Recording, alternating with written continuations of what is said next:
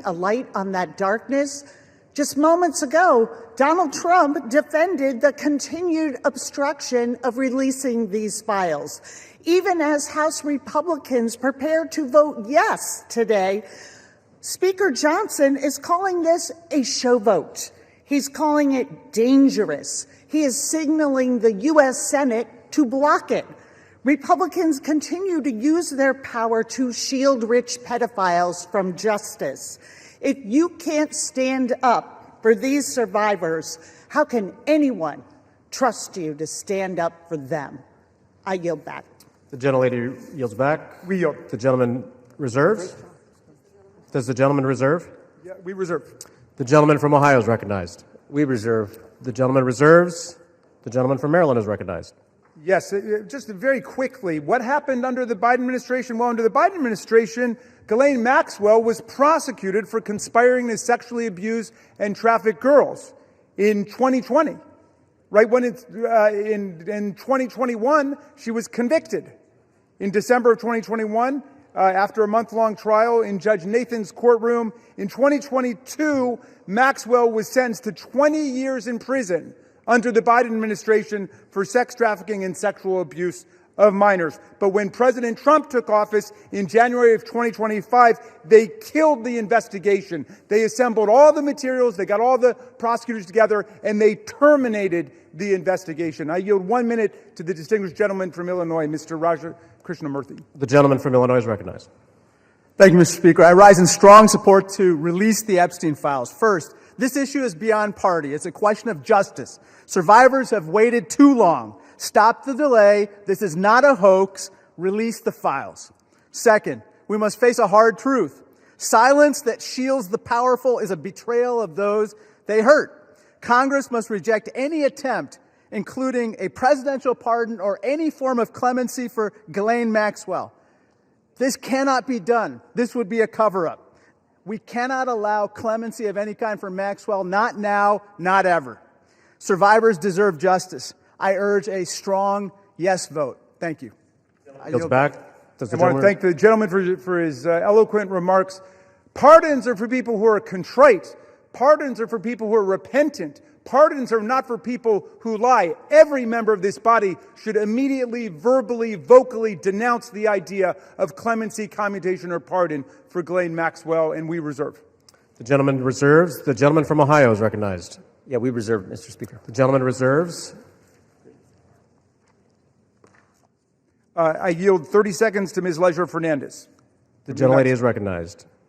There were thousands of girls and young women abused, trafficked, and used by Epstein, the elite and the powerful who believed they could get away with it. Epstein told the young victims that he controlled the banks and the government. Those women refused to be silenced, and today they have pierced the dark with their light.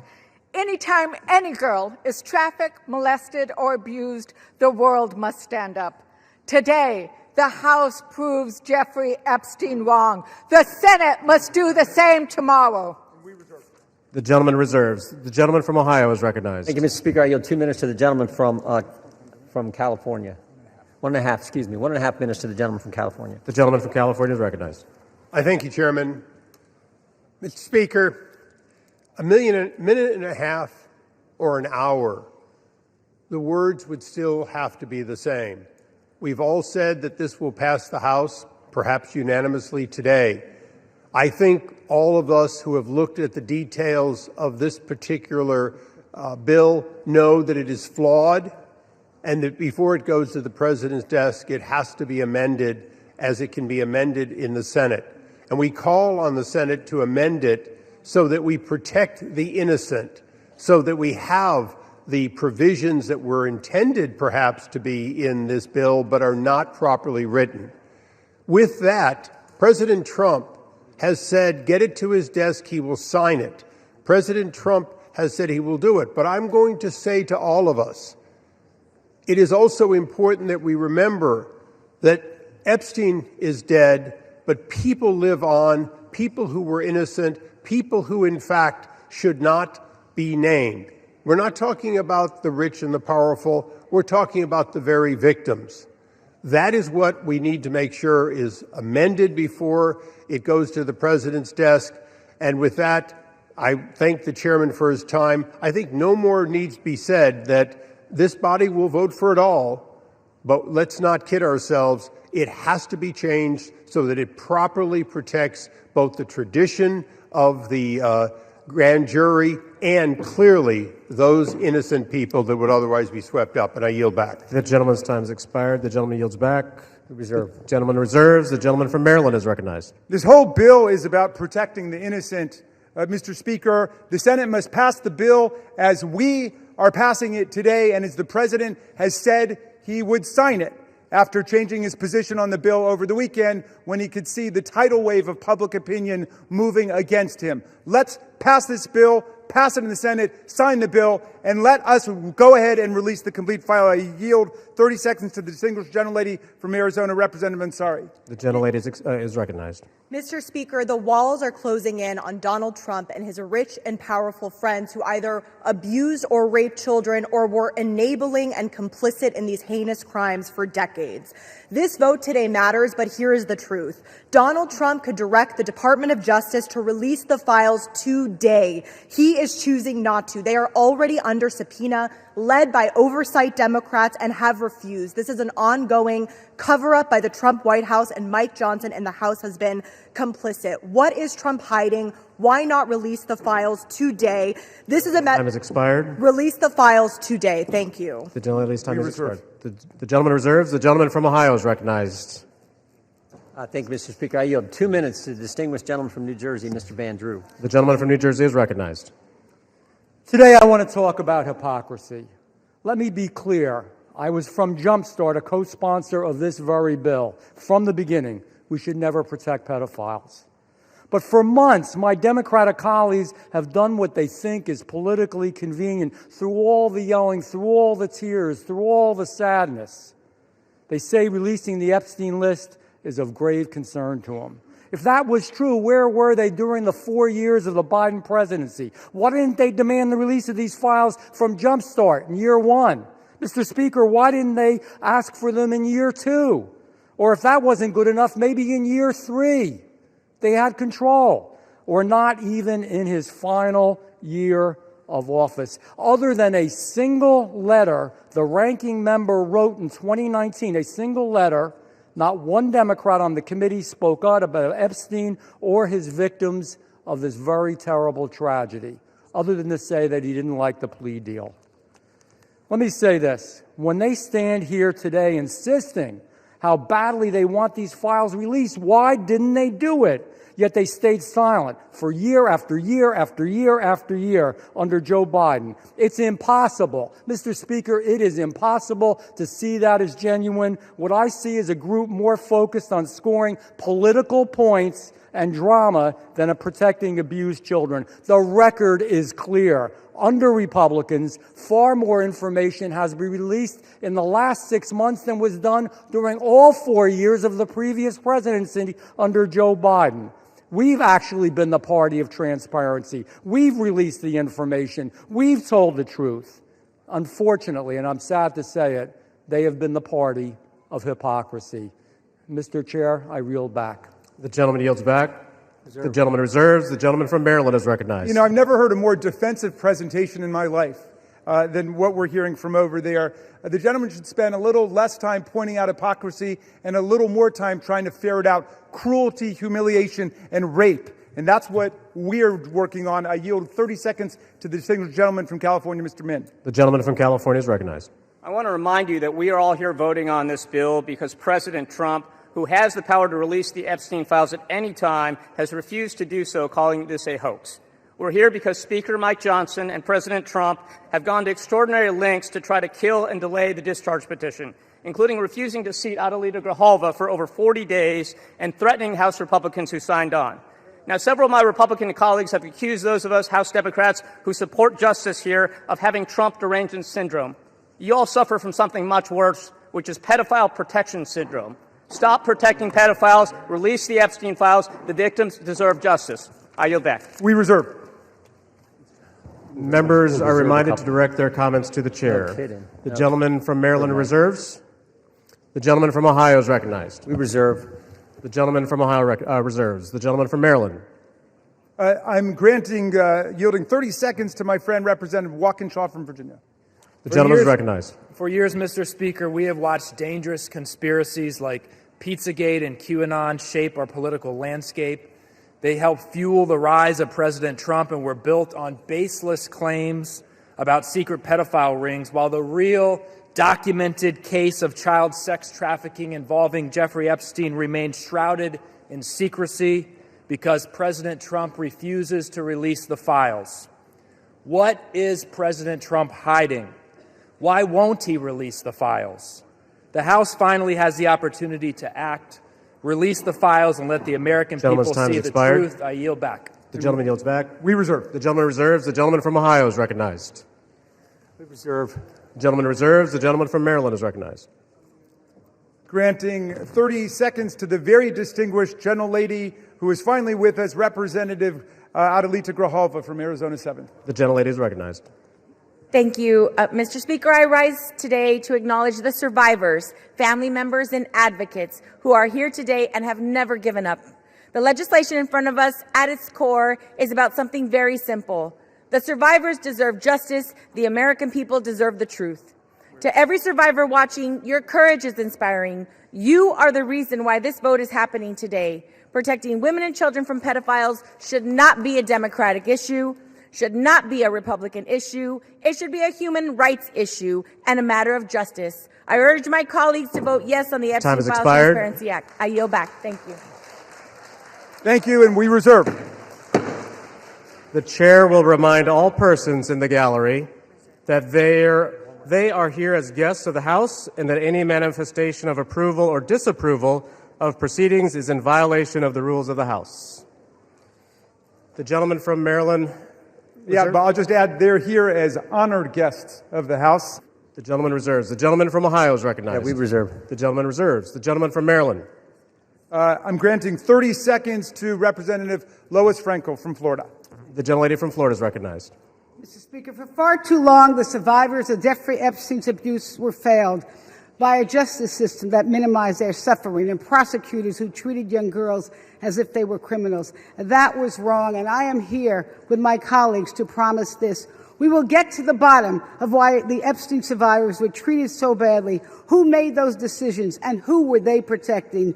No more secrecy, no more excuses. We all deserve the truth, and I thank the survivors for their courage and perseverance. Your voices are being heard.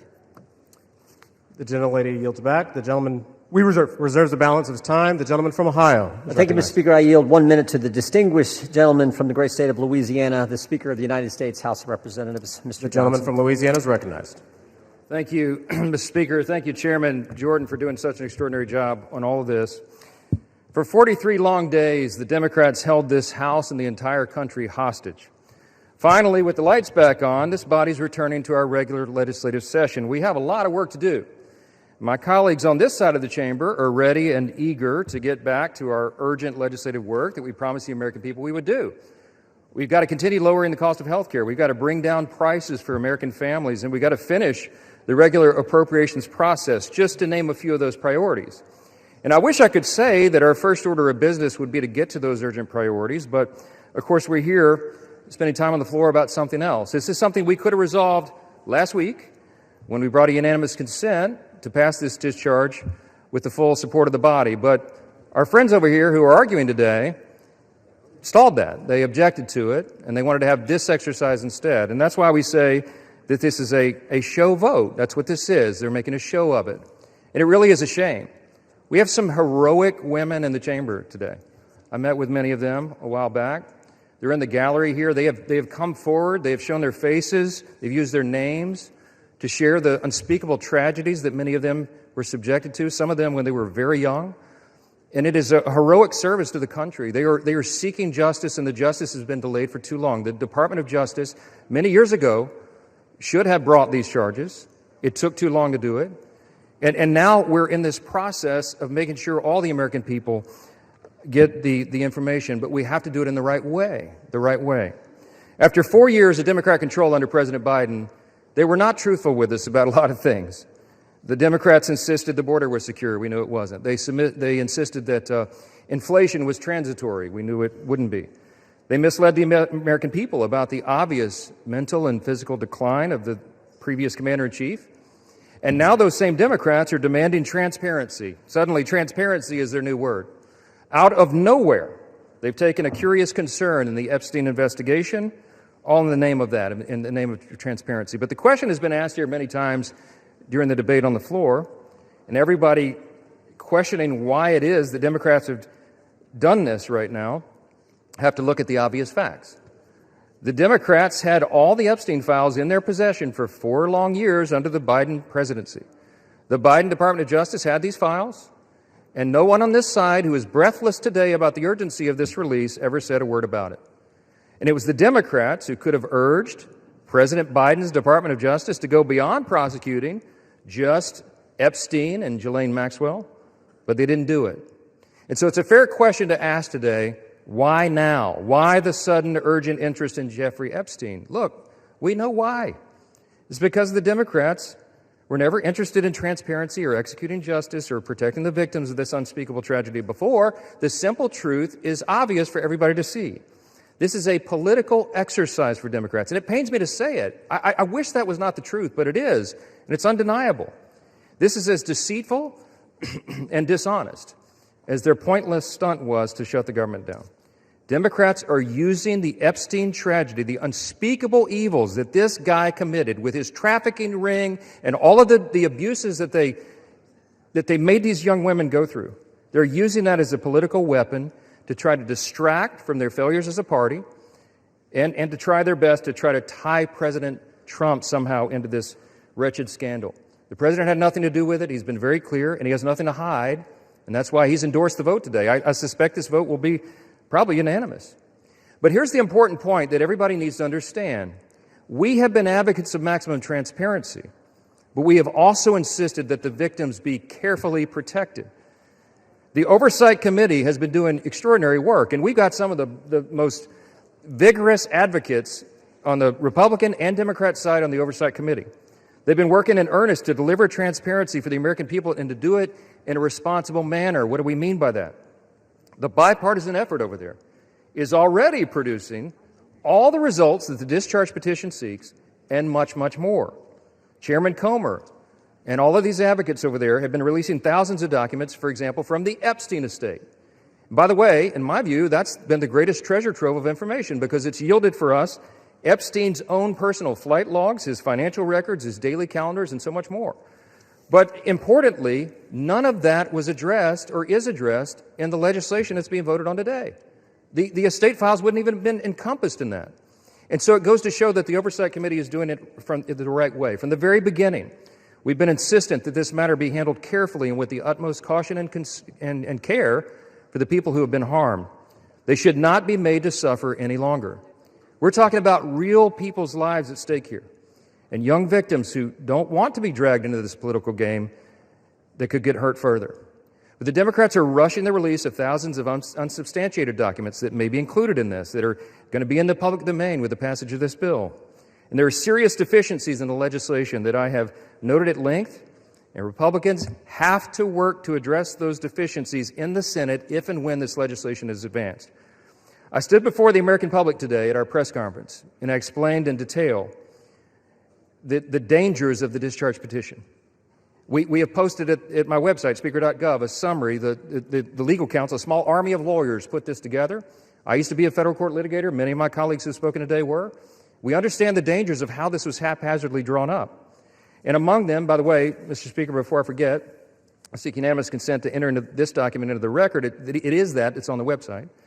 It's entitled, How the Flaws of H.R. 4405 Could Re-Victimize Epstein's Victims, Create New Victims, and Damage the Judicial System. It is dated today. Thank you. And it summarizes just 5 or 6 of the major concerns. Among them, it fails to fully protect victim privacy. It could create new categories of victims. It potentially jeopardizes grand jury secrecy. It fails to prohibit release of child sexual abuse materials that are not appropriately defined in the legislation. It jeopardizes future federal investigations, and we have national security concerns regarding classified information. We'll put this in the record because we need the legislative record to reflect what is the legislative intent behind this vote. I used to litigate cases. We would litigate federal statutes and whether or not they could survive, and legislative intent is important. And we need to say clearly for the record, as the Speaker of the House, I'm saying to you, this legislation that will pass today is flawed and it must be amended. The question is, why didn't we amend it here before we passed it? Because the authors won't allow it. Because under the rules of the House, under a discharge petition, they have to agree to consent for the legislation to be amended, and they're not doing that. So now we rely upon our partners in the other chamber to get that done, and they need to do that. The victims deserve our utmost respect. In fact, they should be saluted for their courage. And the young women who have not come forward, who are now, some of them are middle-aged women who have not come forward, also deserve our respect, and they deserve to be protected. Republicans support transparency. We want maximum transparency, especially when it comes to disclosing the names of anybody who had anything to do with these evils, anybody who conspired with or aided in any way Jeffrey Epstein. They must be brought to justice. We want the bill to be amended so it doesn't, at the same time, violate victim privacy, create new victims, disclose the names of any whistleblower or informant, cause the release of grand jury materials or child sexual abuse materials, or undermine our national security. And if and when the Senate takes this up, we will work with our colleagues over there to make sure that these things are corrected. I'll just close with this simple thought. We've been at this a while. It's drug on for a while.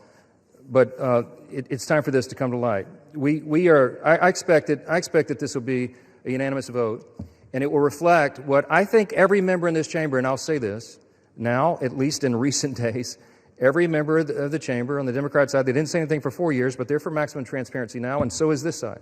But we want to do it in a respectful and careful manner so that we don't subject innocent people to further harm. And that has been the whole thing. I told all my members today I'll be voting yes on this, and I suspect almost everyone will. We'll send it to the Senate, and we hope it's corrected. Thank you for the time, Mr. Speaker, and I yield back. Gentleman reserves. The gentleman from Maryland is recognized. I'm yielding to Mr. Gomez for the sole purpose of making a parliamentary inquiry. Mr. Gomez is recognized. Mr. Speaker, I rise to ask a point of parliamentary inquiry. Is this an appropriate time to point out that the Republicans named children's savings account in their so-called one big beautiful bill after Donald Trump, someone connected to one of the most notorious pedophiles in this country, or that the Speaker of the House just lied on the floor by stating that there was protection, there isn't protections for the victims in the Epstein bill. The gentleman is no longer recognized. The gentleman from Maryland, you are recognized. Thank you. I am prepared to close. I've got no more speakers on my side. The gentleman reserves. Gentleman from Ohio is recognized. Thank you, Mr. Speaker. No. Gentleman from Ohio has 30 seconds. Can I inquire how much time is remaining? 30 seconds.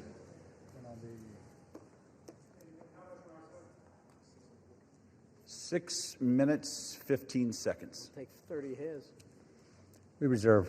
Gentleman reserved. Gentleman from Maryland is recognized. I'll take the opportunity of the Speaker's presence to respond to some of the things that he said. In the very presence of the victims and the survivors who come to join us today, the Speaker said that now would be a time we should be working on urgent legislative work. Mr. Speaker, justice is urgent legislative work.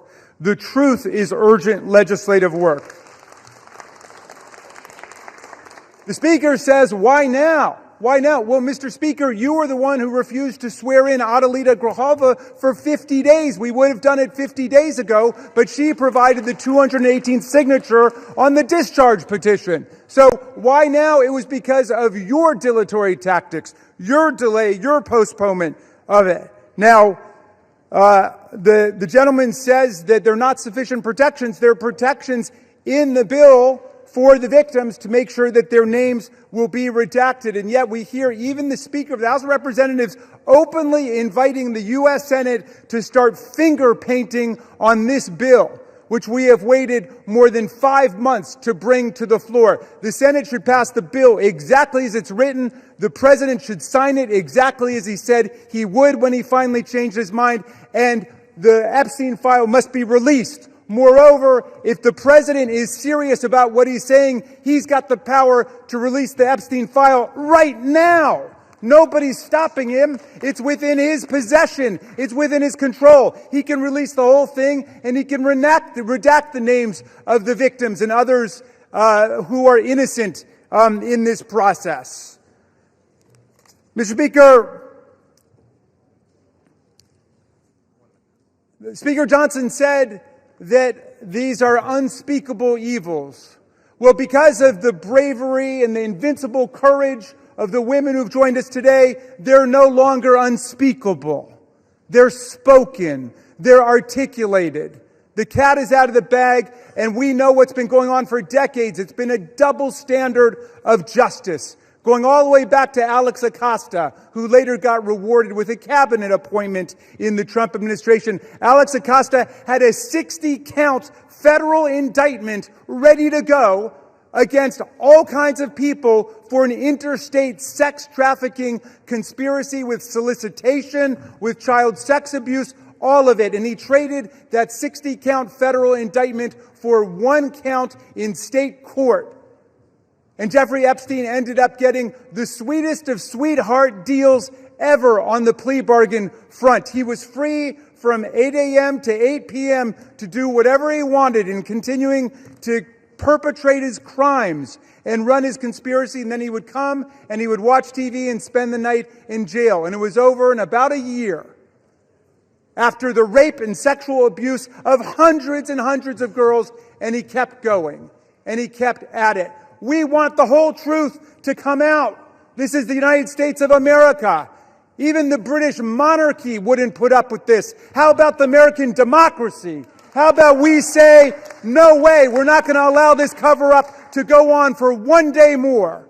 And I'm glad the president changed his mind after pulling out all the stops to try to get one of our Republican colleagues to change their mind, to remove their name from the discharge petition. He gave up. And I want to salute the gentlelady from Colorado from having the courage to stand her ground in the Situation Room in the White House and say, no, she wasn't going to be bullied. No. So I'm glad the president changed his mind. But let's be clear, Mr. President, you've got the power today to release the entire file. That's what you called for. That's what Pam Bondi called for. That's what Kash Patel called for. So we don't need anybody calling for the Senate to slow things down for more weeks and more months. The American people have had it. We'll reserve.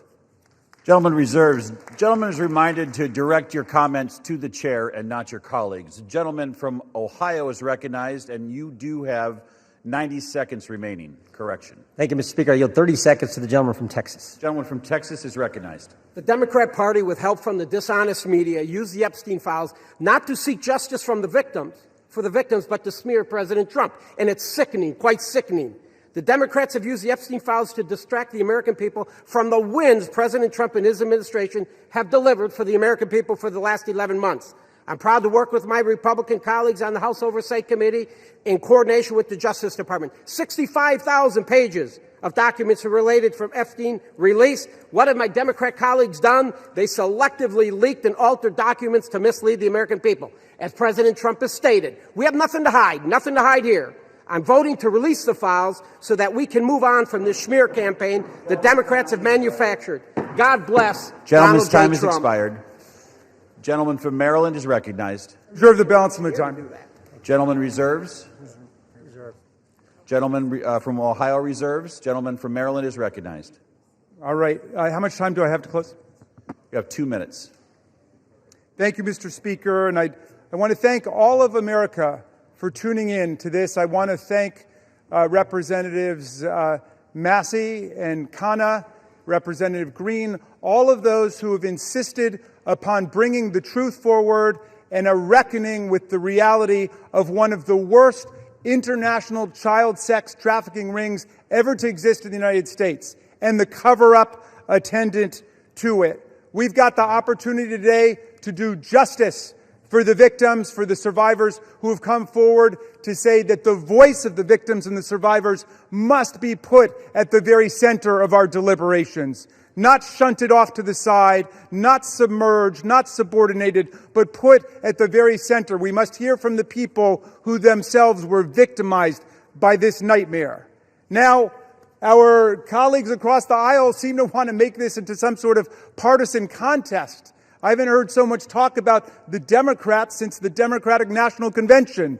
And all that we've done here is to say we want to bring the truth forward, along with a bipartisan group. We don't want the Senate monkeying around with this in order to slow things down. We want it passed in the Senate. We want it signed. And before that, if the president is true to his word and he wants to see all of this come to light, he can release it now instead of fighting, kicking, and screaming every step along the way. But I'm glad he's changed his mind, and I hope he maintains the momentum he's got to stick with the vast majority of the American people who want to see that the truth is done here. And while he's at it, the administration could reconsider their terrible policies, gutting federal offices and programs designed to combat violence against women. The DOJ terminated hundreds of grants to police departments, defunding the police when it comes to investigating violent sex crimes and to support victims. His DOJ destroyed programs to combat international human trafficking rings. Let's get back on the side of the women. I yield back. Gentleman yields back. The gentleman from Ohio. Thank you, Mr. Speaker. Thank you, Mr. Speaker. The Speaker Johnson said it right. Why now after 4 years of doing nothing? Because going after President Trump is an obsession with these guys. Best example is John Brennan testified in front of our committee under oath, said he was not involved with the dossier. Only problem is Tulsi Gabbard declassified a report, released that report, and it said exactly the opposite. And she related a story in there where a CIA official went up to Mr. Brennan and said, we shouldn't include this in the report. And John Brennan's response was, yeah, but doesn't it ring true? Forget the facts, forget the truth, go after Trump, put it in. Same dynamic at work here. We're all for protecting innocent victims. We're all for exposing the bad guys who did bad things. But this is an obsession with the left. For 10 years, it's going after President Trump. So vote yes. Make sure the bad guys are held accountable. We all want to do that. Speaker Johnson's right. I think it's going to be unanimous. But understand what they're doing, because they had 4 years and didn't do a darn thing. With that, I yield back. Gentleman yields back. The question is, will the House suspend the rules and pass the bill, H.R. 4405? Those in favor, say aye. Those opposed, say no. In the opinion of the chair, two-thirds being in the affirmative, the rules are suspended. The bill is passed, and without Can I request a recorded vote, Mr. Speaker? The gentleman from Maryland is recognized. Yeah, I'm requesting a recorded vote. The gentleman from Maryland has requested a recorded vote. Those favoring a recorded vote will rise. A sufficient number having risen, a recorded vote is ordered. Members will record their votes by electronic device. Pursuant to Clause 9 of Rule 20, this 15-minute vote on the motion to suspend the rules will be followed by 5-minute votes on ordering the previous question on House Resolution 879, adoption of House Resolution 879 if ordered, and adoption of House Resolution 878. This is a 15-minute vote.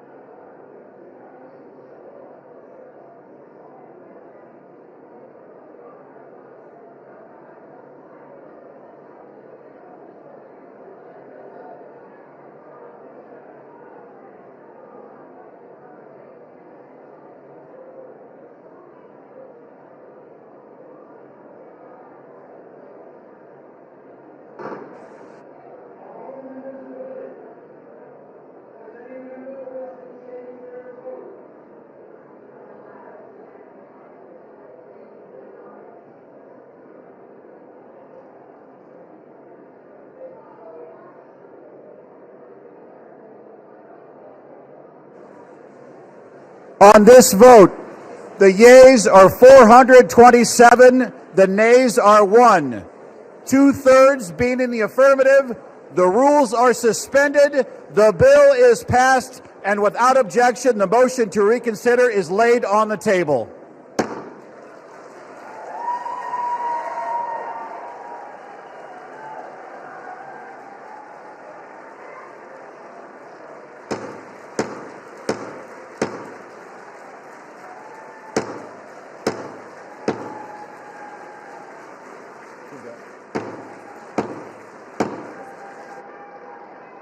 Pursuant to Clause 8, Rule 20, the unfinished business is the vote on ordering the previous question on House Resolution 879, on which the yeas and nays are ordered. The clerk will report the title of the resolution. House Calendar Number 47, House Resolution 879. Resolution providing for consideration of the joint resolution, Senate Joint Resolution 80, providing for congressional disapproval under Chapter 8 of Title 5 United States Code of the rules submitted by the Bureau of Land Management relating to National Petroleum Reserve in Alaska Integrated Activity Plan Record of Decision, providing for consideration of the joint resolution, House Joint Resolution 130, providing for congressional disapproval under Chapter 8 of Title 5 United States Code of the rules submitted by the Bureau of Land Management relating to Buffalo Field Office Record of Decision and approved Resource Management Plan Amendment, providing for consideration of the joint resolution, House Joint Resolution 131, providing for congressional disapproval under Chapter 8 of Title 5 United States Code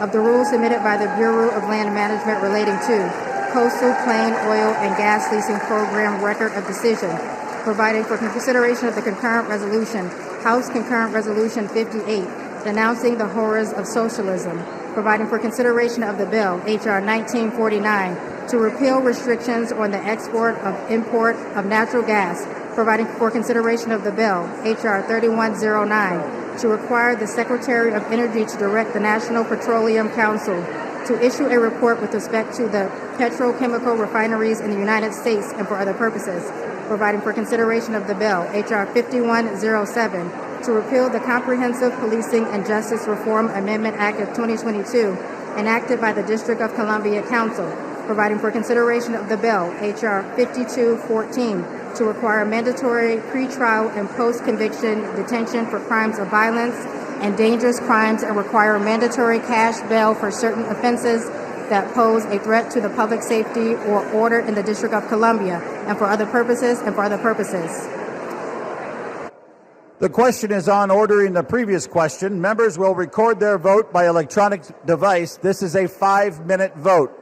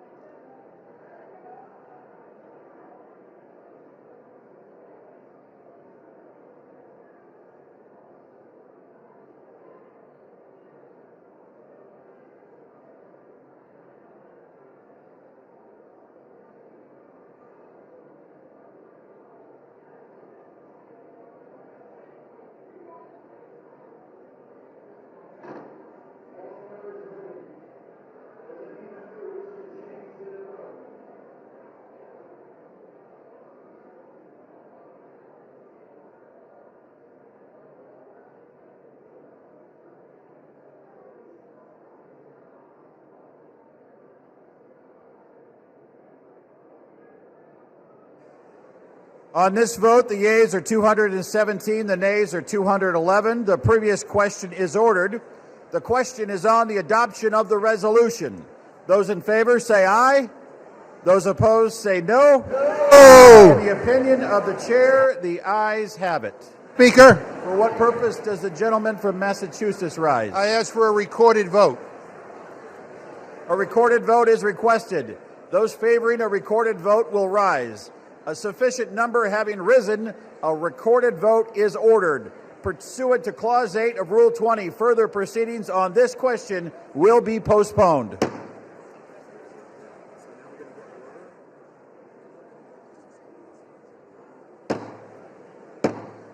The House will be in order. The House will come to order.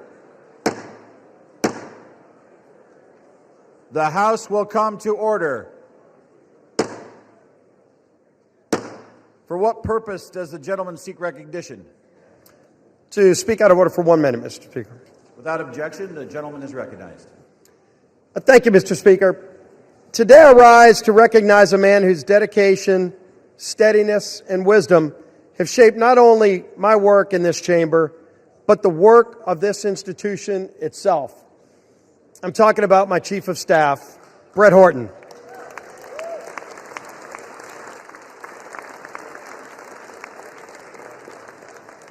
There are few people who know Capitol Hill more intimately than Brett. For 15 years... Gentlemen will suspend. The House will be in order.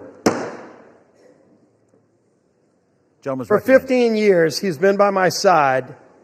He began as my counsel in 2010 and worked his way through some of the most demanding, consequential roles in the House.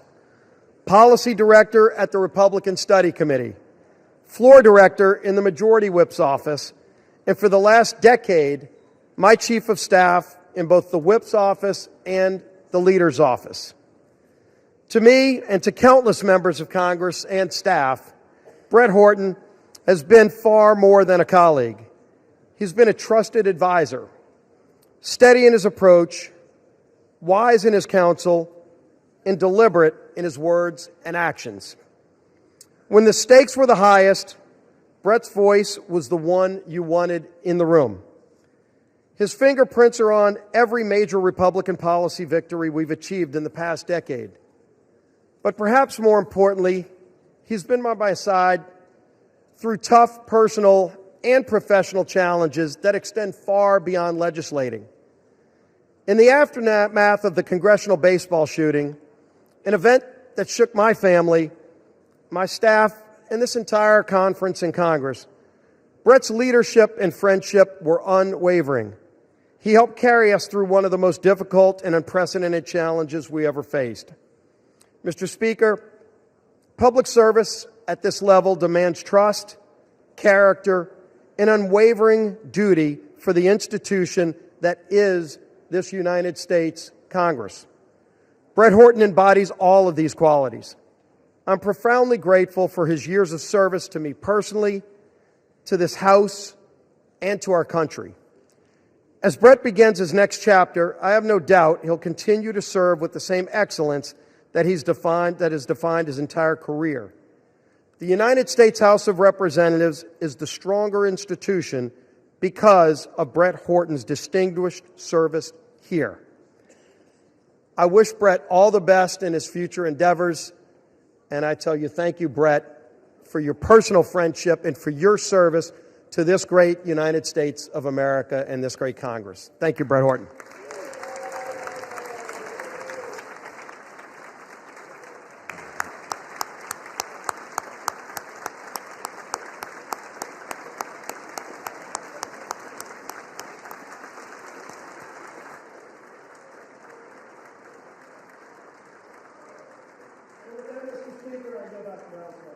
Gentleman yields back. Pursuant to Clause 8 of Rule 20, the unfinished business is the vote on the adoption of House Resolution 879, on which a recorded vote is ordered. The clerk will report the title of the resolution. Calendar number 47, House Resolution 879. Resolution providing for consideration of the joint resolution, Senate Joint Resolution 80, providing for congressional disapproval under Chapter 8 of Title 5 United States Code of the rules submitted by the Bureau of Land Management relating to National Petroleum Reserve in Alaska Integrated Activity Plan Record of Decision, providing for consideration of the joint resolution, House Joint Resolution 130, providing for congressional disapproval under Chapter 8 of Title 5 United States Code of the rules submitted by the Bureau of Land Management relating to Buffalo Field Office Record of Decision and approved Resource Management Plan Amendment, providing for consideration of the joint resolution, House Joint Resolution 131, providing for congressional disapproval under Chapter 8 of Title 5 United States Code of the rules submitted by the Bureau of Land Management relating to Coastal Plain Oil and Gas Leasing Program Record of Decision, providing for consideration of the concurrent resolution, House Concurrent Resolution 58, denouncing the horrors of socialism, providing for consideration of the bill, H.R. 1949, to repeal restrictions on the export and import of natural gas, providing for consideration of the bill, H.R. 3109, to require the Secretary of Energy to direct the National Petroleum Council to issue a report with respect to the petrochemical refineries in the United States and for other purposes, providing for consideration of the bill, H.R. 5107, to repeal the Comprehensive Policing and Justice Reform Amendment Act of 2022, enacted by the District of Columbia Council, providing for consideration of the bill, H.R. 5214, to require mandatory pre-trial and post-conviction detention for crimes of violence and dangerous crimes and require mandatory cash bail for certain offenses that pose a threat to the public safety or order in the District of Columbia and for other purposes and for other purposes. The question is on the adoption of the resolution. Members will record their votes by electronic device. This is a 5-minute vote.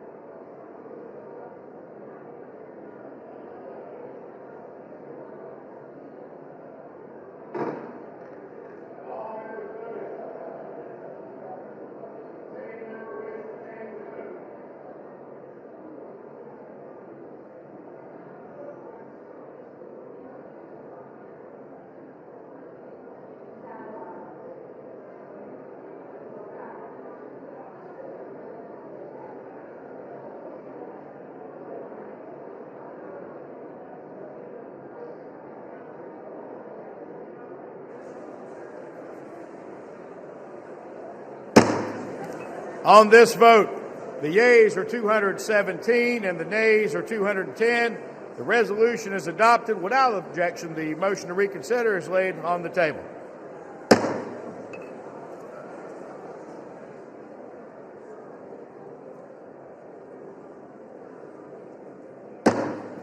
Pursuant to Clause 8 of Rule 20, the unfinished business is the vote on adoption of House Resolution 878, on which the yeas and nays are ordered.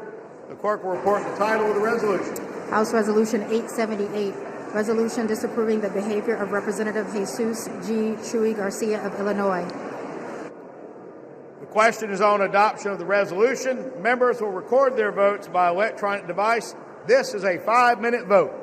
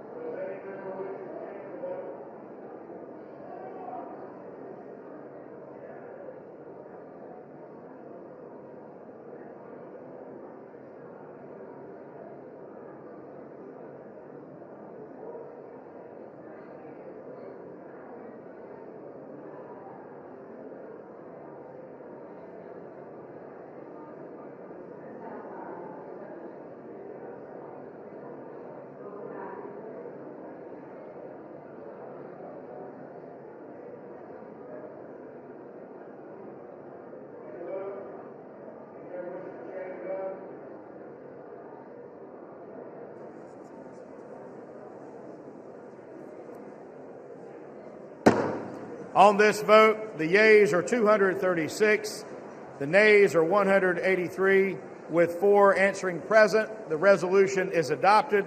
Without objection, the motion to reconsider is laid upon the table.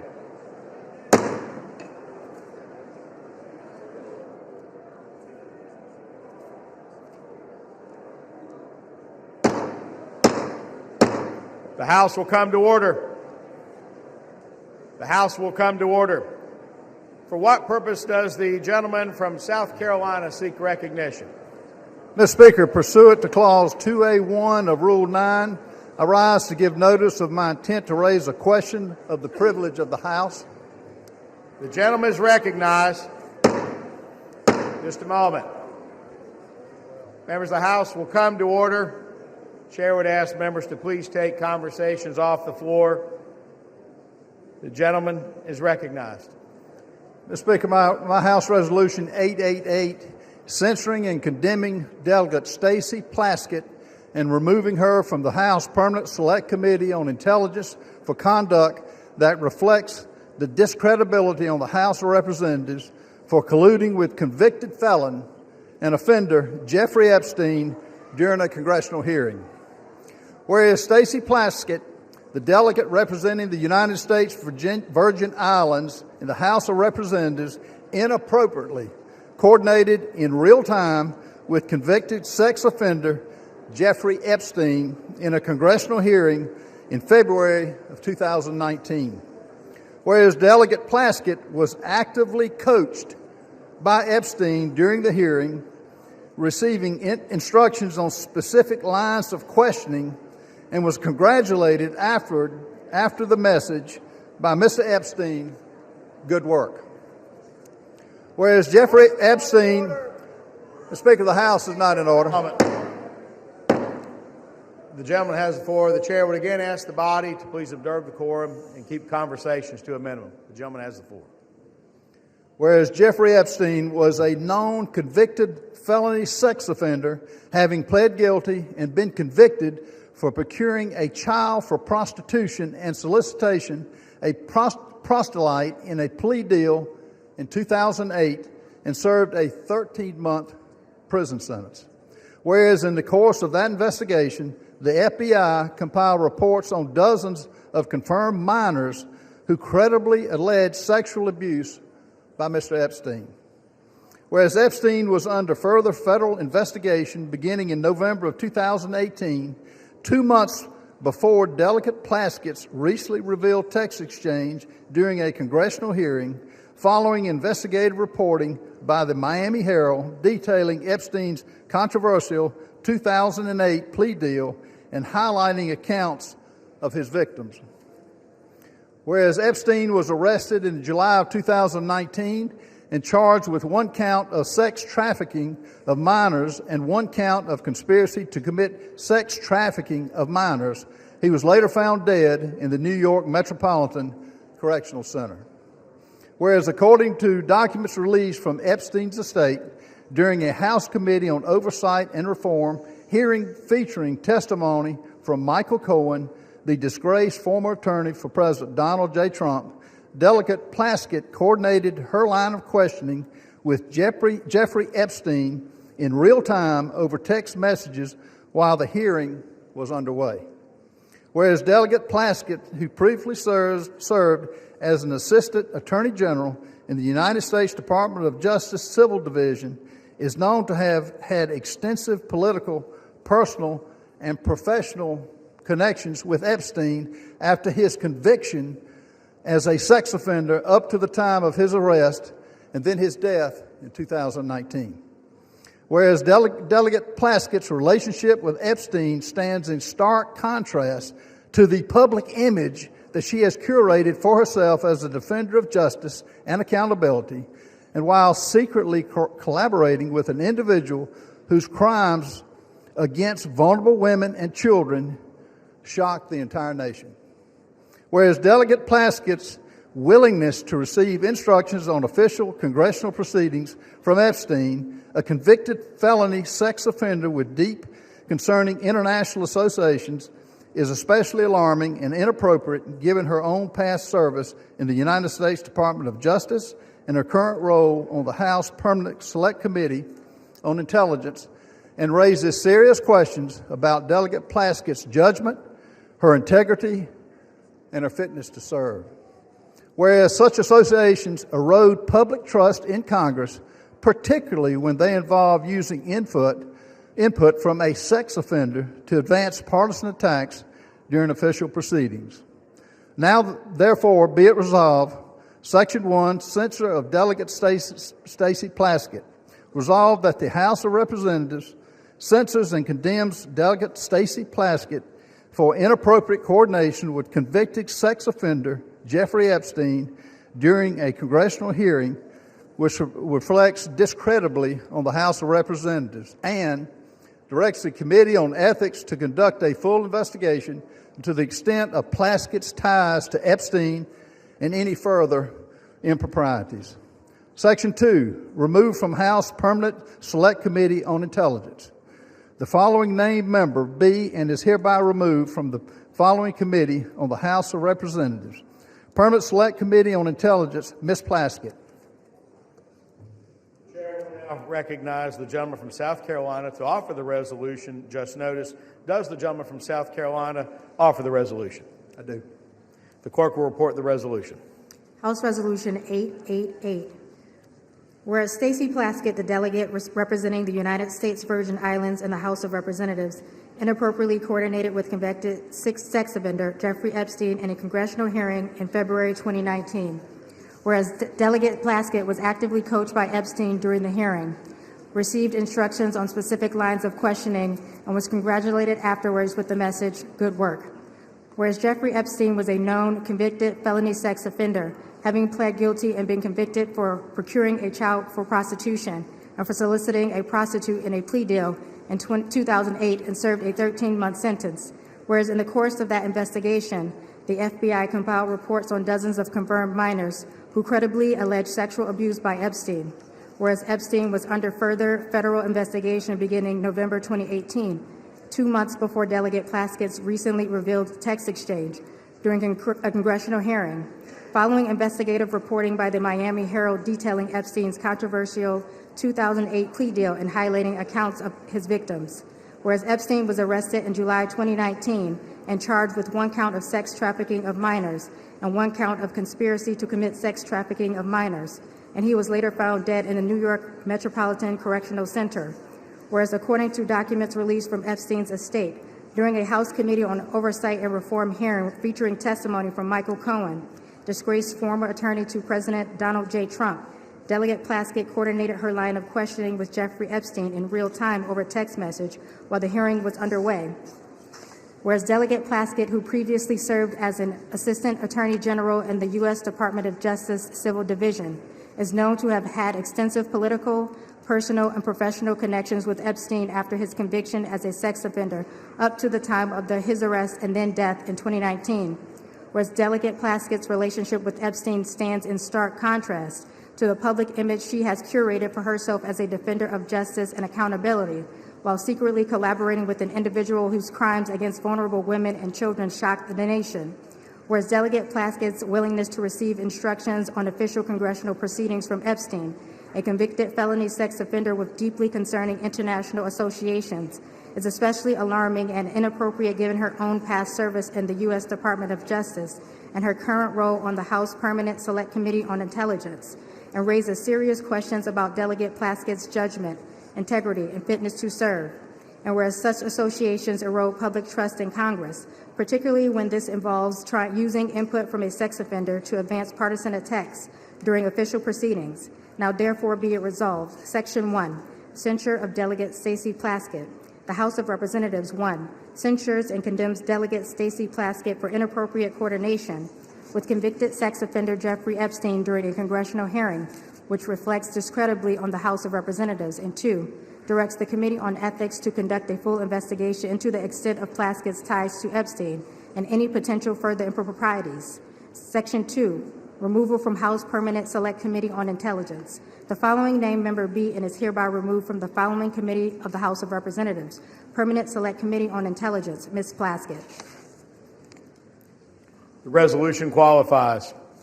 For what purpose does the gentlelady from Massachusetts rise? Mr. Speaker, I have a motion at the desk. The clerk will report the motion. Ms. Clark of Massachusetts moves to refer the resolution to the Committee on Ethics.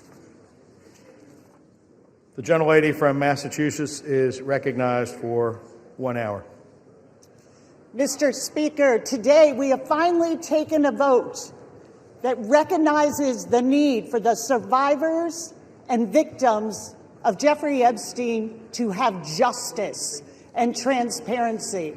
And not minutes later, the gentleman from South Carolina is filing yet another partisan resolution. I ask all of my colleagues to support this motion to refer this to the Ethics Committee, and I yield back my time. Without objection, the previous question is ordered. The question is on the motion to refer. All those in favor say aye. Aye. All those opposed say no. No. In the opinion of the chair, the noes have it. Mr. Speaker, and the motion is not up. What Mr. purpose? Speaker, I request to call the yeas and nays. The yeas and nays are requested. Those favoring a vote by the yeas and nays will rise. A sufficient number having risen, the yeas and nays are ordered. Members will record their votes by electronic device. 5 minutes will be allowed for this vote.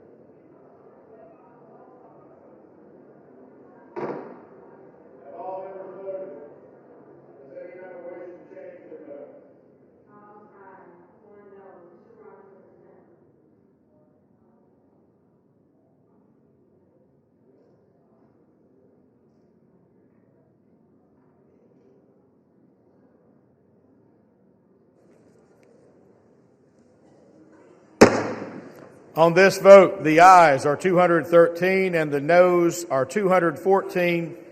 The motion is not adopted. Without objection, the motion to reconsider is laid on the table.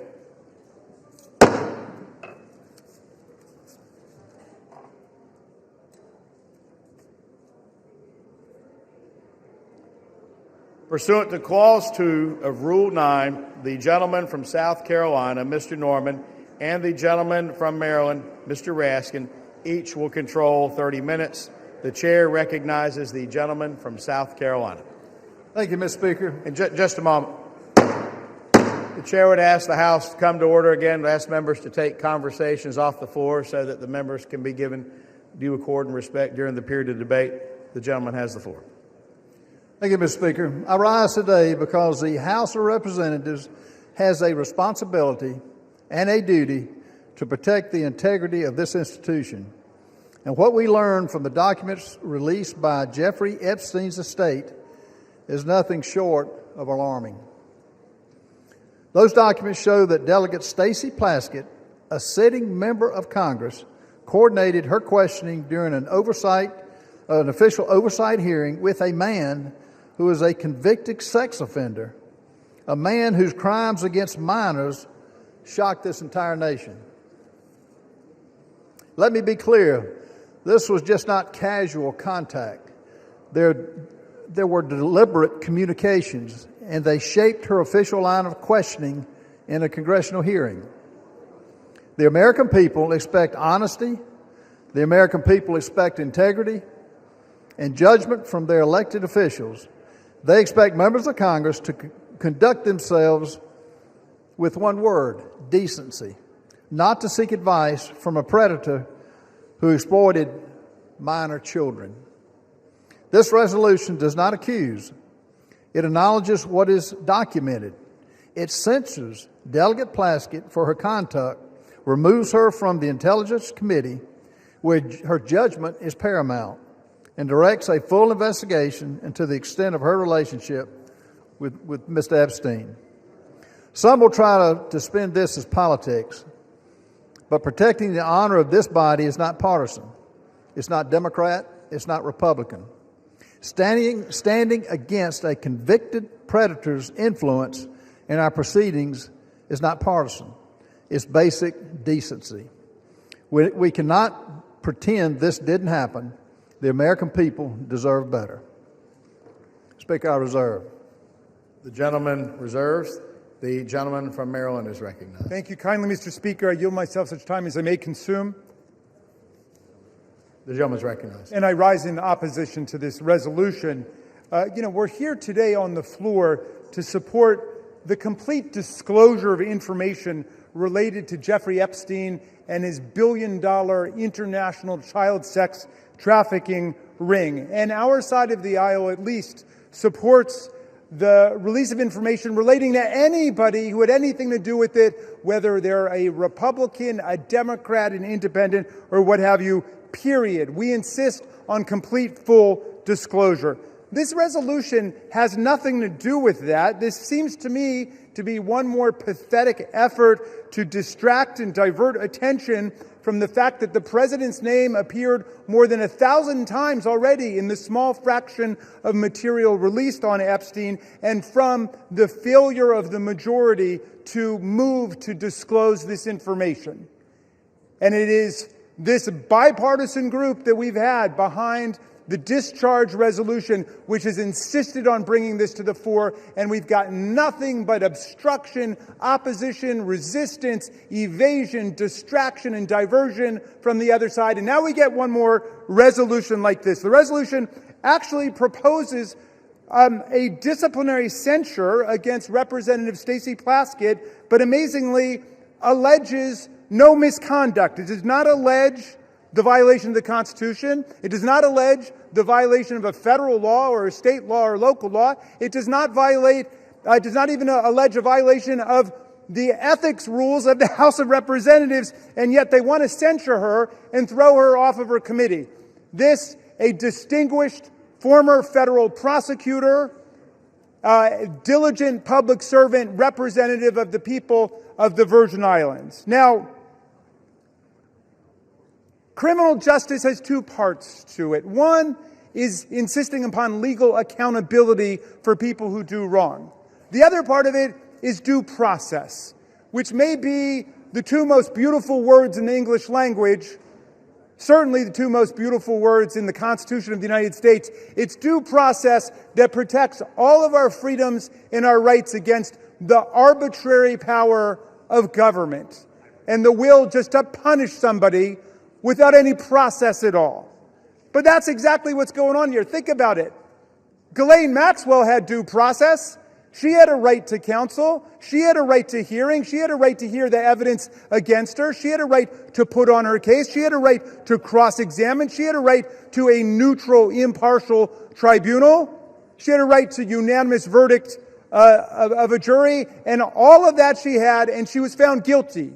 And that's why she was sentenced to jail for 20 years, even though Donald Trump has transferred her from a real prison to a prison camp where she's gotten very special pampered treatment, like she's in a Trump hotel. She gets room service to her cell. She gets gym privileges other inmates don't get. She gets to use the warden as a go-between with people outside of the institution and so on. But in any event, she had due process. Donald Trump had due process. He was convicted on 34 felonies, but he had the right to counsel. He had the presumption of innocence. He had a unanimous jury trial right. They had a right to cross-examine everybody, put their own witnesses on. Now, they want to take a former United States prosecutor, the representative of the people of the Virgin Islands, and without even going to the ethics committee, much less a court, they want to arraign her on some charges based on a newspaper article that she did something lawful. However ill-advised it may have been, she took a phone call from one of her constituents. Now, I don't think it is the position of the very distinguished gentleman that if we find Jeffrey Epstein on the phone with Donald Trump, he should be impeached for it, or is that his position? Is his position that any time Jeffrey Epstein got somebody on the phone and you got a lot of people on the phone, that person is suddenly guilty? That sounds like guilt by association. That sounds like collective guilt. Our minority whip introduced a perfectly reasonable amendment to say, let's refer this to an ethics committee. Let's have a real hearing. They didn't want to have a real hearing. They want to rush to judgment. Why? So there can be some headline that will please Donald Trump tomorrow instead of a unanimous statement, or forgive me, I think the distinguished gentleman from Louisiana may have dissented, but an otherwise unanimous verdict of the House of Representatives that the American people want all the files open. We've had enough of the cover-up. We want all of the truth. We want the survivors and the victims to have the possibility of accountability. Well, they want to give them another headline, which is that they've arraigned a Democratic member for taking a phone call from her constituent, Jeffrey Epstein, in the middle of a hearing. And of course, I don't think there's any rule here against taking phone calls in a hearing. Now, if you want to actually give her the chance to explain what happened, then we would take it to the ethics committee. I still don't see what the charge is. Where is the ethical transgression? Where is the legal transgression? Are you saying anybody on your side of the aisle who had a phone call with Jeffrey Epstein should be censured? Be careful your answer there, because there's a lot more that's about to come out, right? So you should think about what is the principle behind this rush to judgment. I want to close just with this thought, because I know there were a lot of people in the chamber who were here when this happened, and a lot who weren't. There was a move to expel George Santos, who was a Republican member of the House from New York. And it was the same kind of rush to judgment, absolute political frenzy. And I looked at it for about 60 seconds. And, I was a professor of constitutional law, so call me a legal nerd. But I said, wait, this guy's not been convicted of anything. Well, he's a Republican. Yeah, I know he's a Republican. He is not convicted in criminal court. To my knowledge, he had not been arraigned yet or convicted of anything in the ethics disciplinary process. They just said, well, there's bad press. We want to get rid of him. Beware of what you wish for. Is that the rule that you want here in the House of Representatives? That you can just draw up a member of Congress in 24 hours or 48 hours because there's a bad newspaper article without asking any questions, without giving that person any due process at all? Is that what it's come to at this point? I mean, all we're asking for in the Epstein Files is release the materials so we can check it out. They want to go ahead and censure and remove from a committee a distinguished member of the House of Representatives with no due process at all. I reject this. I hope the whole body will reject this, just like I voted and spoke against removing George Santos, a Republican on the other side of the aisle, because he had gotten no due process. I hope all of our colleagues will reject this absurd rush to judgment and attempt to change the subject here. I reserve the balance of my time. The gentleman reserves. The gentleman from South Carolina is recognized. Mr. Speaker, before I yield time to my good friend in Louisiana, Representative Raskin, I will be careful in my remarks. You need to be careful with your facts. You have an 11-year veteran of this body who should know better. You have an 11-year member of this body who took money. It wasn't a newspaper article. It was a fact. She took money from Jeffrey Epstein. It's ironic that you're taken up by defending Ms. Plaskett, which is going to the Ethics Committee, but she's lost her willingness or lost her ability to serve because she got irrational judgment by taking money from a convicted pedophile of young children. And it's unfathomable that you're taking a position that you are. These are facts. You mentioned Ghislaine Maxwell. She's not a sitting member of Congress. She, as a sitting member of Congress, she has relinquished any sense of duty to serve on these committees. With that, I want to yield as much time as needed for my good friend in Louisiana, Mr. Clay Higgins. And the chair would remind all members to please avoid engaging in personalities to direct all comments to the chair. The gentleman from Louisiana is recognized. I thank my colleague, Mr. Norman from South Carolina, and I thank my colleague, Mr. Raskin, for the salient points that he has brought to this debate. I also defended George Santos on this floor and opposed the means by which he was expelled. I think it was beyond the pale, and this is a responsibility that we bear in this body, is to determine the means by which our colleagues shall be reprimanded or disciplined. And the Constitution is clear on this. My friend, Mr. Raskin, knows full well that this body controls the means by which and the rules by which the members of Congress shall be disciplined. So we've had variances of opinions regarding, the exact disciplinary actions that should be embraced or rejected, member by member. But let me say that in this case, Ms. Plaskett's receiving text messages, this was so alarming to me. When I saw this and read it, I didn't believe it. I say to my friend, I thought perhaps it was media from a satirical site. It couldn't possibly be true, because we all know that a text message, a text exchange is rather intimate in the realm of communications. And to pierce into an actual congressional hearing for a member of Congress to receive and respond to a text message during a hearing, that is quite familiar, is it not? And this was shocking to me, that a member of Congress would be exchanging text messages directly with Jeffrey Epstein in 2019, at which time he was being prosecuted federally by the first Trump administration.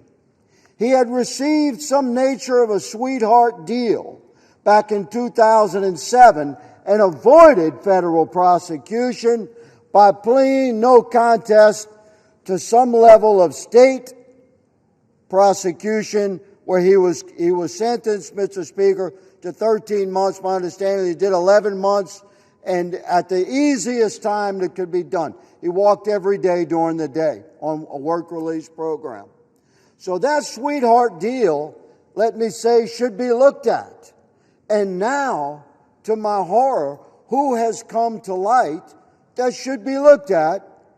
What was her involvement? Was there some involvement then?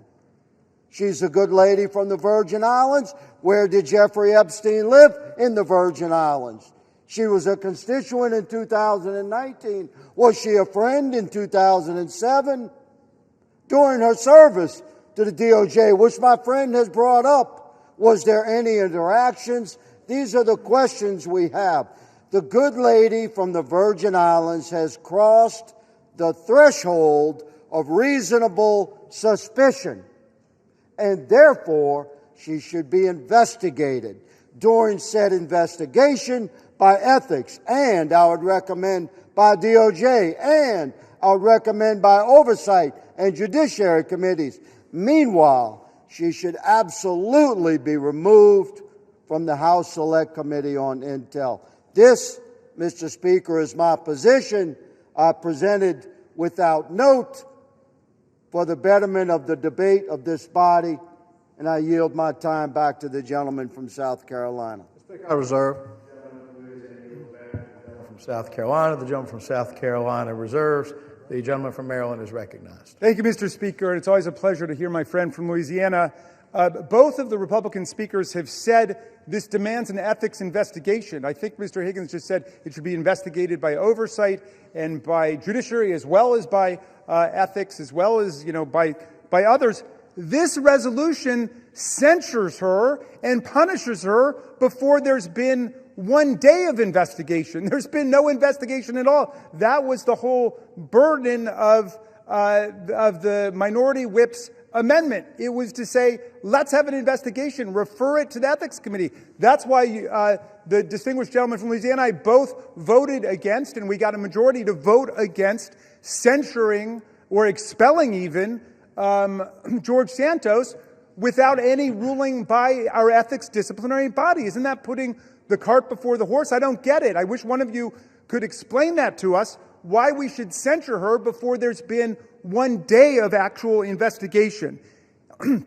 If being on the phone with one of our constituents, even an evil, sinister force like Jeffrey Epstein, and of course, he has said that he considered Donald Trump the most evil person he ever met. He said, without a redeeming bone in his body. So I agree, people can say different things, but Jeffrey Epstein, to me, disgraced himself. But in any event, people want to know, well, what were the contents of that conversation? Why was Ms. Plaskett doing that? I'm sure she's got a good explanation. We're talking about a distinguished lawyer and federal prosecutor who was in the middle of a hearing, which is something that members do all the time, is to talk to people in hearings about different things. But let me ask, if it's now the standard that just to be on a phone call with somebody establishes guilt by association, what about all the members of this body or of the U.S. Senate who were on the phone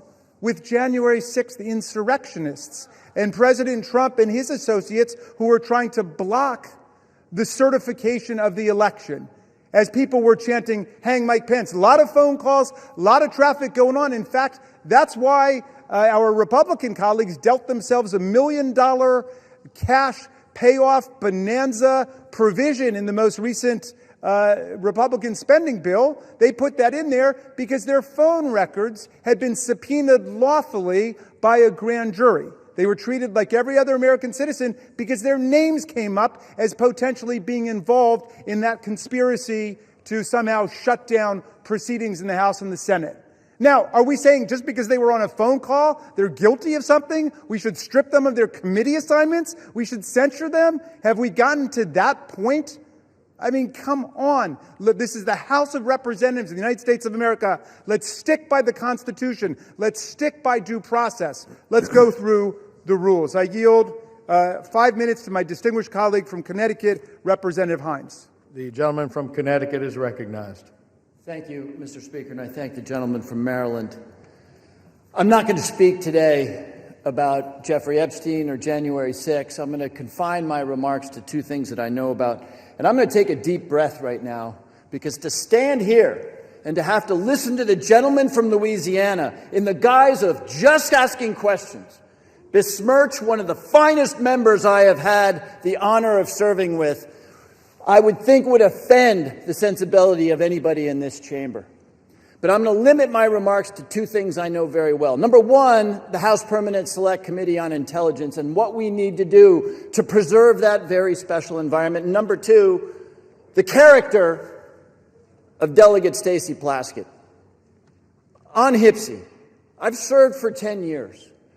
And with Chairman Turner and now with Chairman Crawford, we have fought for that decade to keep the Select Committee on Intelligence immunized from the sewage that flows through this chamber, the partisan attacks, the hideousness. And by and large, we've been pretty successful, with one exception, when that committee got involved in the political investigation around Ukraine in the first Trump administration. Every single day, the leaders of that committee work hard, establish friendships, and do the work we need to do to make sure that the toxicity and the sewage that we're hearing right now don't impinge the critical work of making sure that our intelligence communities are keeping Americans safe and not violating civil liberties and not doing things inconsistent with the desires and character of the American people.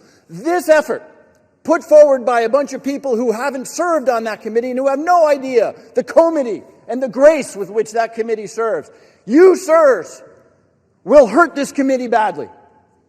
And I expect every Republican on the Intelligence Committee, and I'll say it again, I expect every Republican on the Intelligence Committee who know Ms. Plaskett and who know the committee to vote no on the idea that without evidence and without due process, Ms. Plaskett should be removed from that very special committee. This resolution would strike a devastating blow to HPSI's ability to work effectively by removing a member in good standing based on a newspaper article about text. No due process, no evidence, nothing offered other than a newspaper article which has moved the gentleman from South Carolina, a member who is consistently engaged in a bipartisan and productive way with the committee's work, to make some unrelated political statement will do profound damage to this essential committee. Now, let me just talk for a moment about Ms. Plaskett. I've served in this institution for 17 years, longer, I think, than most people in this chamber. And I have not had the honor of serving with somebody with the integrity and the commitment and the hard-working bona fides as Ms. Plaskett. We can argue about the wisdom or the judgment associated with those texts. I'm told that apparently Mr. Epstein was a constituent. But on any one of us, our worst day, our biggest misjudgment is not to be judged without any due process, especially in the context of this superb member, this critical member of the Intelligence Committee. The result of this resolution, if it were to pass, will be to undo the efforts of the Republican Speaker and the Republican Chairman of the Intelligence Committee, Mr. Crawford, to restore the committee to what it was intended to be. And while the bill for that decision won't come due immediately, it will come due over time in the form of a less accountable and less effective intelligence community with less effective oversight for Congress. So I don't expect the gentlemen who have offered this up to back down now, but I do expect every single member of the Intelligence Committee that elect those few who understand what it is we need to do to close the door on the flow of partisan sewage which we see now threatening the critical work that we do. Vote no on this appalling resolution. I yield back. We reserve. The gentleman from Connecticut yields back to the gentleman from Maryland. The gentleman from Maryland reserves. The gentleman from South Carolina is recognized. Mr. Speaker, can I inquire about how much time we have left? 2.5 minutes. 2.5 minutes? 22 and a half 22 minutes. and a half minutes. Yes, sir. Let me just say, for my good friends on the left, you know, we're hearing words. That's all this is, words. You're taking the side of a young lady who should have known better. She served for 11 years. She disparaged herself. She did it to herself. This is not smoke and mirrors. This is actual text that pretty well indicts Ms. Plaskett. Would she probably take it back? Yes, but it's too late now. I want to yield as much time as needs to be consumed by my good friend from Texas, Chip Roy. The gentleman from Texas is recognized. I thank the gentleman from South Carolina. I thank him for bringing forward this important resolution before the body. I do want to say I appreciate the gentleman from Maryland, his commentary about the vote on removal and his considered judgment with respect to Santos, and I agreed with him at the time and made the same points. I want to align myself with the remarks from the gentleman from Louisiana, but I want to note in doing so, and I think the gentleman from Maryland has shown respect to, I think, the judgment of the gentleman from Louisiana about his being the sole vote on the issue before this body before with respect to what we're making public because of the gentleman's, I think, very real concerns about what it might mean for victims. And we had that debate and a colloquy back and forth in the Judiciary Committee a few hours ago about what we can do to ensure victims are protected and so forth as we all go forward in what I believe is a unanimous view that we should go seek out truth and justice here with respect to Epstein and anybody associated with him and them and the nefarious affairs involving Jeffrey Epstein. The reason that I support this resolution is, and I would note that my colleagues on the other side of the aisle, they could have tabled this resolution. They chose not to table it. They chose to refer it, which suggests to me that there's a recognition that something here is not particularly good, that we've got a sitting member, in this case the delegate from the U.S. Virgin Islands, who was sitting in the Oversight Committee. And I'm actually a particular interest here because I was the one doing the questioning. Apparently my questioning was so riveting that she was engaging in text messages back and forth at that moment. While I was questioning Mr. Cohen, the gentlelady was engaging in this back and forth on text messages with Jeffrey Epstein. Now, again, I've listened now for months. My colleagues on the other side of the aisle disparage and try to impugn the character of the President of the United States and other members of the administration in connection to an investigation of Jeffrey Epstein, which the President, his administration in 2019, they indicted Epstein. They actually moved forward and federally indicted him in 2019. Ghislaine Maxwell was arrested by the Trump administration. And I know the gentleman from Maryland will go on to say that the Biden administration then carried forward that arrest and indictment into prosecution. True. But it was, in fact, the Trump administration that did what had not been done for a long period of time by taking forward that indictment. So I've been listening to all of the preaching by my friends on the other side of the aisle about how any association, anything to do with Jeffrey Epstein is somehow the dispositive moment here in terms of determining the character of this administration or what they're doing or not doing when they're leaning in to try to seek the truth. Where tens of thousands of pages have been released by Jamie Comer and 13 subpoenas has all been put out. So now the House just voted to have greater transparency.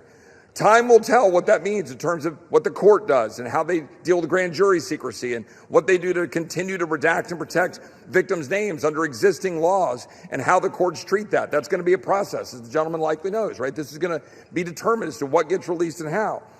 But here we have the gentlelady sitting in the Oversight Committee texting with a known convicted felon, a convicted pedophile that was very public and known, had served jail time, and is engaging not just in texts that were trivial, but texts involving advice about her questioning of Michael Cohen, all designed to figure out how to get Michael Cohen to be able to somehow go after Trump or Trump's advisors or people around the president. That, to me, is what we talk about with censure, which is contemplated, of course, in our rules and in the structure. The gentleman talked about the Constitution. We're not removing her. We're simply saying censure. And we're saying that it is a censurable conduct to say that this individual sitting on a committee taking advice from a known convicted pedophile, convicted felon, that is conduct unbecoming of a member of the United States Congress and engaging in real time, taking advice from someone that we've been listening to being lectured to, is someone deserving of all of the scorn of the entire world, and he is. That's why we're here. If my colleagues didn't think this was a concern, they would have simply made a motion to table. But my colleagues decided to refer it to committee because they know this is a problem. They know this is not the kind of conduct you want in a member of this body. So I think that the gentleman from South Carolina is right to have brought this forward. I think that the body should hear this debate, and tonight that we should vote tonight to censure and refer to the Ethics Committee for further consideration. And with that, I yield back. Yields. Gentleman from South Carolina. I reserve. Gentleman reserves. Gentleman from Maryland is recognized. Thank you, Mr. Speaker, and thank you to my friend from Texas for those remarks. I'm afraid all of them dance around the central issue, which is the good congressman knows how due process works in America. There are facts that are adduced first. There's an opportunity to be heard on both sides. There's due process, there's consideration, then there's judgment.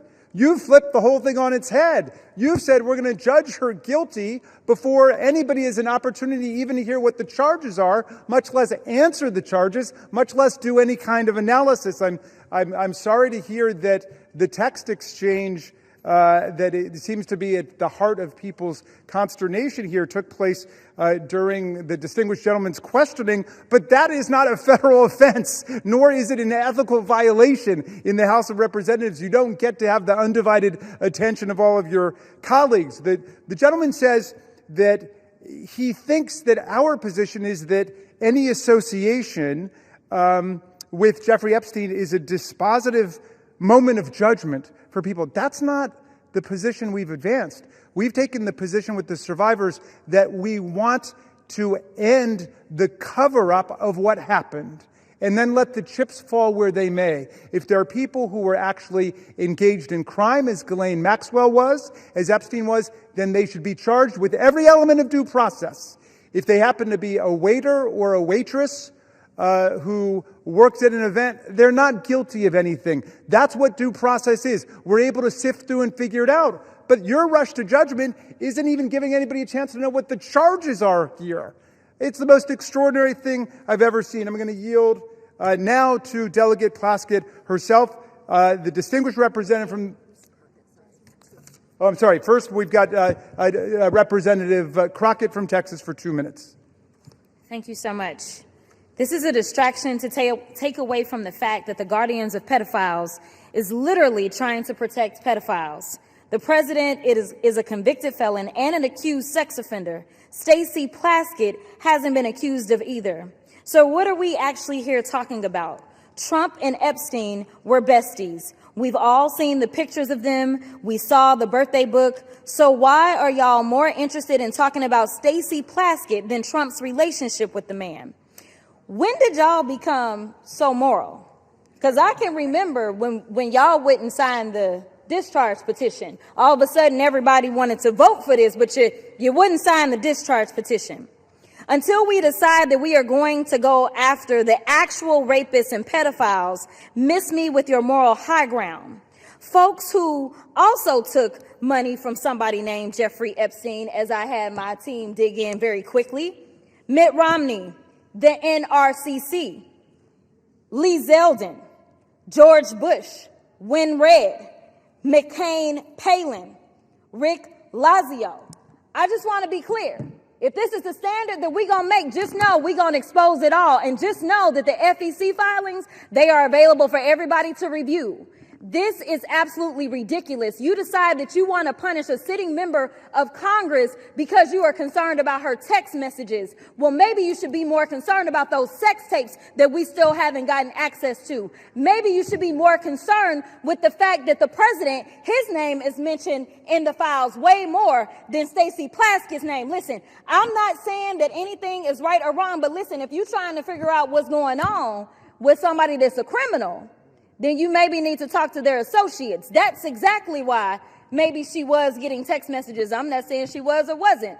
But considering the fact that they were talking to another associate of the president's and maybe she needed intel, you'd have to go talk to somebody that maybe knows what he's up to. Time has expired. We reserve. Gentleman from Maryland reserves. Gentleman from South Carolina is recognized. Speaker, I recognize my good friend from Arizona, Mr. Biggs. How much time is the gentleman recognized? How much time? Time you've allotted the gentleman from Arizona? How much time do we have left? The gentleman has 17 minutes remaining. As much time as the gentleman may consume. Gentleman is recognized. Thank you, Mr. Speaker. Thank you, Mr. Norman. Thank you for raising this issue. This to me, this is an interesting issue because I'm hearing the argument is coming at us and it says, well, you know, there's no due process.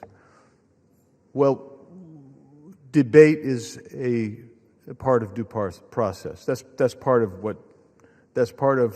due process, is to have this debate. You get to stand up, you get to defend, and get to raise your issues, and you chose to take it back to committee, which, as Mr. Roy said, that kind of indicates that maybe you know that there's something that's not great about this. So I'm looking at this, and here's at least one of the exchanges that seems to have taken place. And maybe we'll hear some comment about it. That'd be good. You can make some comment about it. But in this exchange, Mr. Epstein sent a text message to the gentlelady from the Virgin Islands, and this is the quote. He brings up Rona, keeper of the secrets. And who's he referring to? Rona Graff. That's a Trump assistant. And Plaskett responds, Rona? ? Quick, I'm up next. Is that an acronym? So she wants to know what Mr. Epstein wants her to talk about. Don't you find that interesting? I find that really intriguing, especially since we know what Mr. Epstein was. And Epstein responds, that's his assistant. Doesn't really say much more than that. And then Plaskett starts questioning Mr. Cohen and asks about Graff. So not only was she texting, having this communication with Mr. Epstein, she's asking Mr. Cohen what Mr. Epstein wants her to ask. Another text says from Epstein, good work. That's after she wraps it up. All of this seems to be very interesting. And I'm sorry, I don't breathe the rarefied air of the Intelligence Committee. I don't. I'm just a regular guy and a member of the House. That's all. So I don't know about that rarefied air, and I guess I'm part of the sewage. That Mr. Himes said. Yeah. Thanks for agreeing with me, Ms. Plaskett. So she's got us down. Unless you're in the Intelligence Committee, you're crap. That's what the Intel Committee says. But here's the deal. When you're sitting there in a sitting committee and you're having communications with a convicted sex offender, and you're taking their advice on how to ask questions, maybe you got a problem. Maybe your problem is that you've brought disrepute on the House. And this isn't from the articles. This is from the 10,000 pages or so released last week from the Oversight Committee that they received from the Epstein estate. This isn't fishing around. This is coming from real evidence. So I sit here and I listen. Oh, she's the finest member that ever walked the planet, man. That's what you heard. But the bottom line is this. She's sitting there seeking advice and counsel on how to ask questions from Jeffrey Epstein, who this entire body, save one, just condemned. And we want all the evidence. And it's a shame to be here, but for one thing. You made the choice. And so, Mr. Chairman, I'm encouraging everyone in this body to support Mr. Norman's resolution. And I yield back. Gentleman yields. Speaker, I reserve. Gentleman, South Carolina reserves. The members are reminded to direct their commentary to the chair. Before I recognize the gentleman from Maryland, please remind yourself, as well as the members, to refrain from engaging in personalities towards the president. Does the gentleman seek recognition? Yes, I do. Gentleman is recognized. Thank you very much. I want to remark that yet one more member says we should go ahead and censure her, and then we should do a complete investigation. I think any fifth grader in America knows that's the exact opposite of what due process means in America. We don't punish people before we have investigation and the opportunity to be heard. I yield 6 minutes now to the distinguished gentlelady from Virgin Islands, Representative Plask. Thank you so much to Mr. Raskin, to my former professor in law school, and I want to address the body. I first want to give you all a sense of what was happening that day. Everyone knows at that hearing in February, the entire country was watching. As Michael Cohen decided he was going to finally give up information about what was happening in the Trump world, the Trump enterprise. And at the beginning of that hearing, the ranking member, Jim Jordan, had the disrespect to Elijah Cummings, may he rest in peace and his name be a memory, after not allowing Mr. Jordan to shut the committee hearing down. And I turned to Mr. Jordan and told him to have respect for the chair and to basically shut up. And that moment went viral.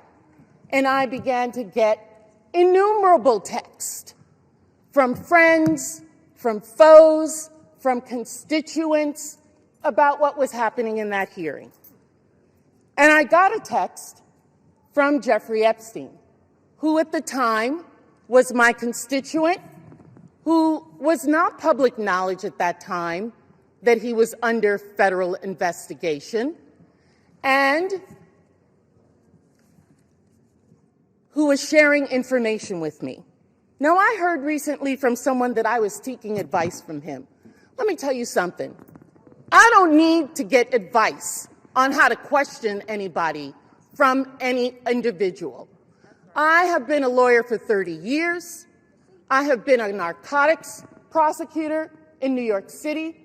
I have had the honor of being a political appointee at the Justice Department after September 11th as a Republican appointee in the Bush administration.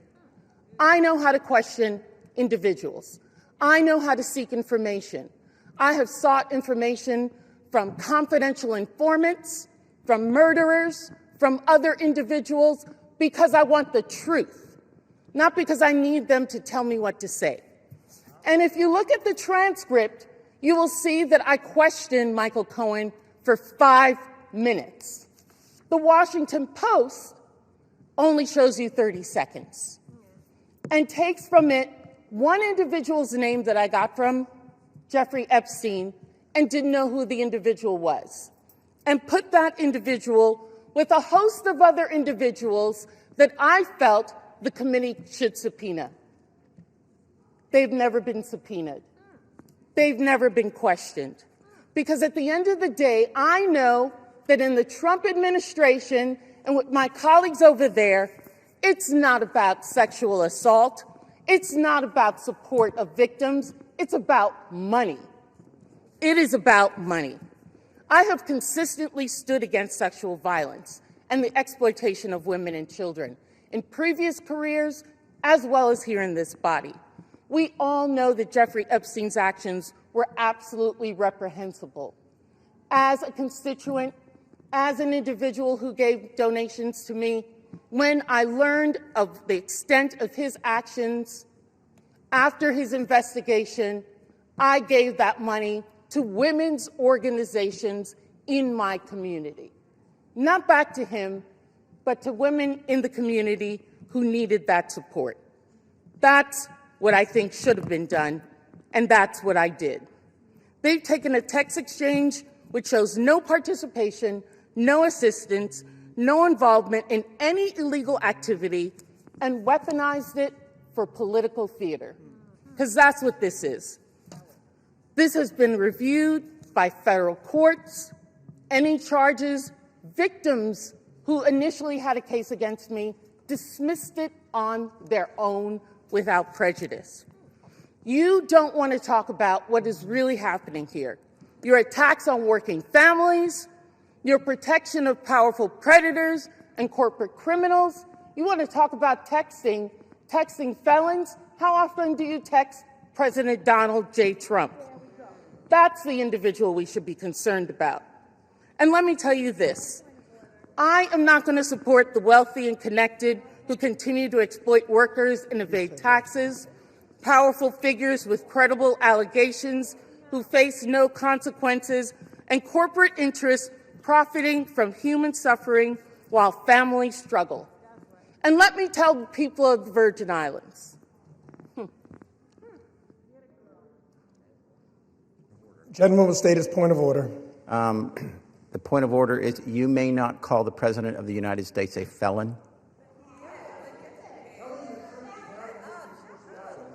That is a violation. Gentlemen, point of order is under consideration, and we're not going to lose order here either, so please. May I continue? May I continue, Mr. Members Speaker? are, however, reminded to refrain, as mentioned a little while ago, from making personality commentary towards the president. The point of order is not timely, so the gentlelady is recognized. Thank you, Mr. Speaker. What is happening here? I feel sorry for my colleagues. I feel sorry for this body. I see members coming and speaking against me who I've never even had a conversation with. You don't know me. You don't know the work that I've done. You don't know the support that I've given to families, to individuals, to support people. I worked a full-time job with children under the age of 5, going to school, law school at night. Do you think I would risk my law degree for any individual?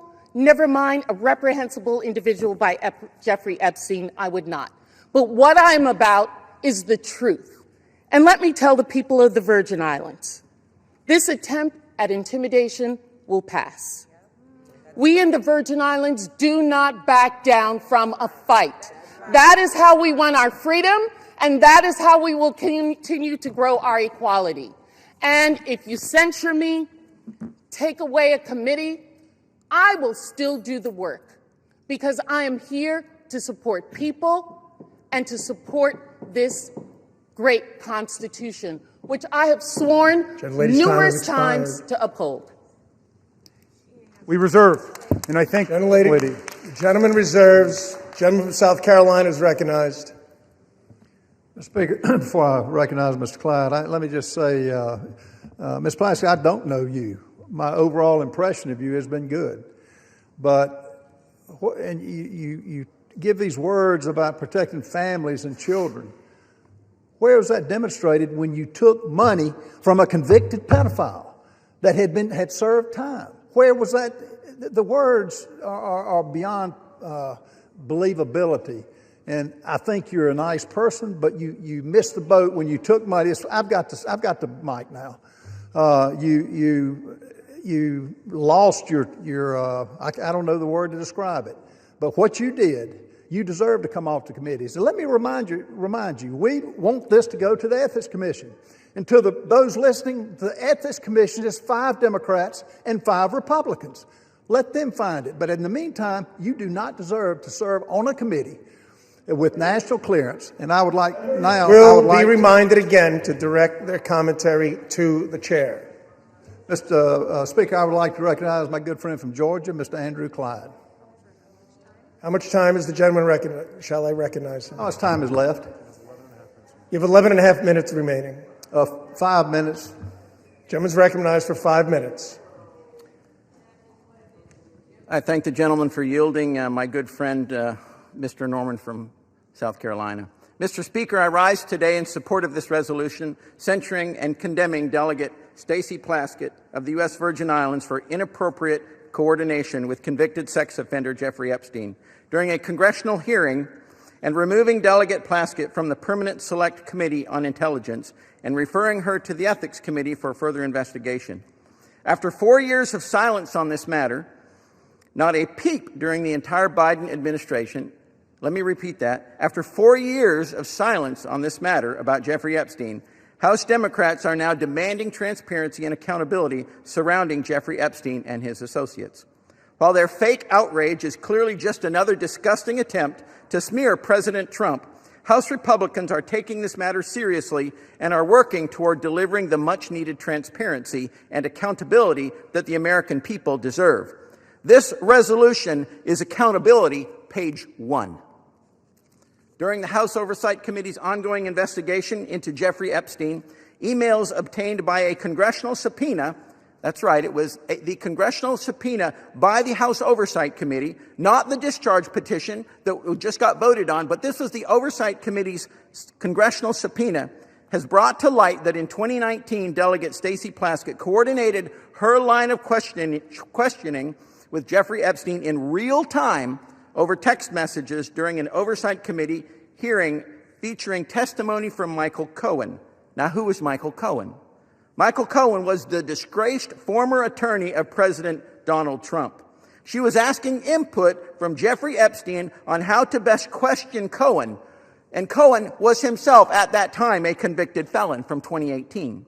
So now that Republicans are exposing Democrat ties to Jeffrey Epstein and his vile crimes, the other side of the aisle has flipped. They apparently no longer want transparency or accountability. Why? Because they don't want the truth. They want to weaponize a serious matter into a distraction, all in an attempt to take down President Trump and to hurt his administration and what he's doing to make America great again. The actions taken by Delegate Plaskett reflect poorly on the House, and this body needs to hold her accountable.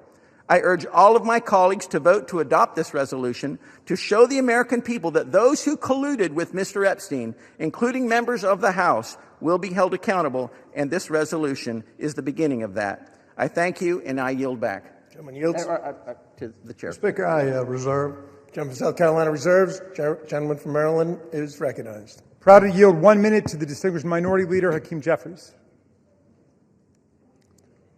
Minority Leader is recognized.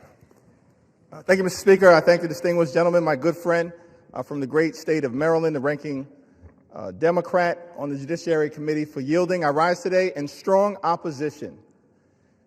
This resolution, this effort to censure Delegate Plaskett, to rip away her membership on the Intel Committee, is nothing more than a political stunt by a desperate, failed candidate for governor, trying to pander to the people back in South Carolina. Nothing more than that. You want to make the statement about who's brought disgrace to the House? The actions of this House Republican majority have brought disgrace to the House of Representatives from day one of this presidency. The reality is, if you want to talk about fealty to the Constitution and things of that nature, the House is a separate and co-equal branch of government. You don't seem to understand that. You functioned from the very beginning of your so-called majority, Mr. Speaker, not as a check and balance on an out-of-control administration, but as a reckless rubber stamp for Donald Trump's extreme agenda, and you are failing the American people. You failed to keep your core promise. Your core promise to the American people was that you were going to lower costs on day one. Costs haven't gone down here in the United States of America. Costs have gone up. The Trump economy is a complete and total failure. It's a disaster. The American people are hurting. And so every week, you come to the House floor now that you've returned from your 7-week taxpayer-funded vacation and come up with another stunt to try to distract the American people. Or perhaps you were ordered by your puppet master, Donald Trump, who wants to distract the American people today because his effort to suppress the Jeffrey Epstein files has failed spectacularly. We believe in transparency. We believe in accountability. We believe in due process. That's the opposite of what is happening on the floor today. And let me be very clear about Stacey Plaskett. She's a woman of great intelligence and a woman of great integrity. And she deserves better than what she's receiving from House Republican extremists. She deserves the opportunity to be heard. She deserves due process. She deserves the ability to make her case, not to be prosecuted by pettifoggers playing lawyer on the floor of the House of Representatives. Google that if you don't know what it means. The so-called Freedom Caucus want to lecture us about proceeding at this moment. The actions that you continue to engage in will have consequences. Consequences today, consequences tomorrow, consequences next week, consequences next year, and certainly consequences when the American people throw this House Republican majority out in the aftermath of the election next November. Be very careful about the extreme actions that you continue to engage in. Now, it's extraordinary to me, week after week, censure after censure, and I wonder, is it just coincidence that the last 3 censures we've had on the House floor happened to involve, first, you tried to censure Monica MacGyver. And then, Mr. Speaker, Republicans tried to censure Ilhan Omar. And now we're on the floor and you're trying to censure Stacey Plaskett. What is it exactly that those 3 individuals have in common? House Republicans are going to have to answer for the things, the extreme things that you continue to do. And the American people know this is a phony majority. It's a fake majority. It's not a real majority. Republicans aren't doing anything to make life better for the American people. And that's why we're on the floor right now. There's nothing that House Republicans can do to disgrace Stacey Plaskett because House Republicans continue to disgrace themselves. And so whatever happens later on this evening, the American people will hear from Delegate Plaskett beyond this, making her case. The people of the Virgin Islands, I'm confident, will continue to stand behind her. And we will never be lectured on issues related to accountability and transparency and principle and ethics from this group of extreme House Republicans who continue to visit a national nightmare on the American people, bending the knee to a wannabe king, doing real harm in real time, and at the end of the day, your time is coming as well. I yield back. Chairman yields. How much time do we have, Mr. Speaker? Gentleman has 4.5 minutes. 3.5 minutes. All members are again reminded, including Minority Leader, to direct your comments to the chair. All members are again instructed, including Minority Leader, to refrain from engaging in personalities towards the President. The gentleman from Maryland seeks recognition. No, we'll reserve. Gentleman from Maryland reserves. Gentleman from South Carolina. Speaker, I find it interesting that the Minority Leader mentioned that, got a not really a majority. I will tell you, 77 million people are a majority. They rendered the consequences to elect the president that has revived this country from a disaster 4 years under the Biden administration.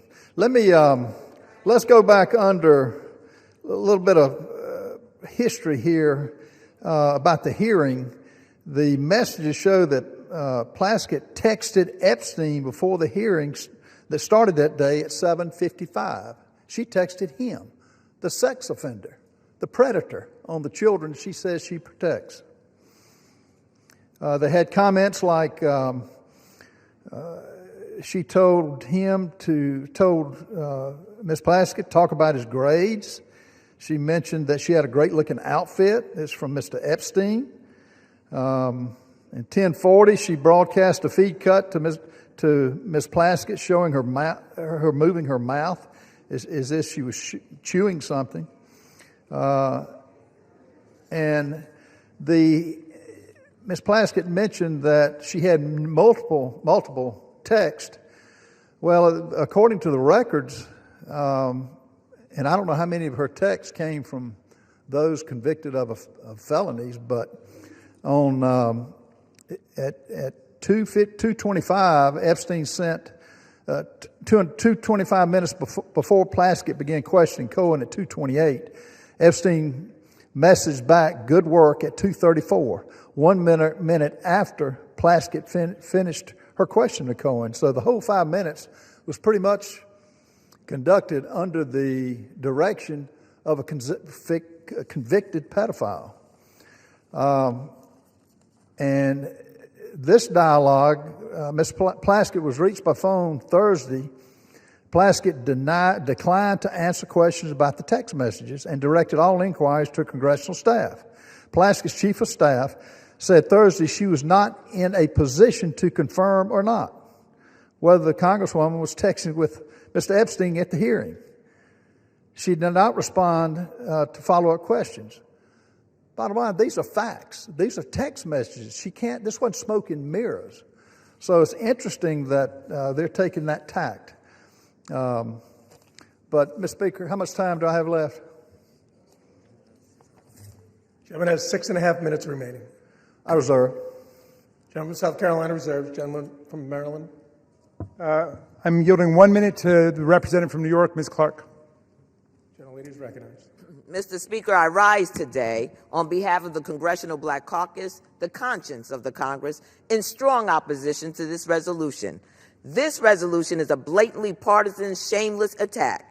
As we sit here today, Donald Trump is still the single person in this country with the authority and the ability to deliver justice to survivors and truth to the American people by just releasing the files. So instead of answering why Donald Trump chooses every single day not to release the Epstein Files, they're pointing fingers at this side of the aisle. Mr. Speaker, unlike the president, Congresswoman Stacey Plaskett has committed no crime, violated no rule, and broken no promises. There has been no investigation, no due process, no inquiry into whether the Congresswoman had any connection whatsoever to Epstein's despicable and disgusting criminal conduct. This resolution would have us remove a capable and hardworking member of one of the most serious working committees in this body on the basis of a conversation from more than 6 years ago, which broke no rules, and has no connection to any criminal activity. I urge my colleagues to vote no on this partisan resolution,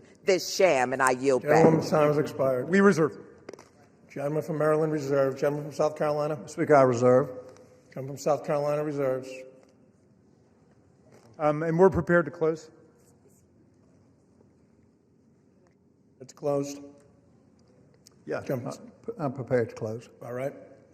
Gentleman from South Carolina is prepared to close. Maryland is recognized.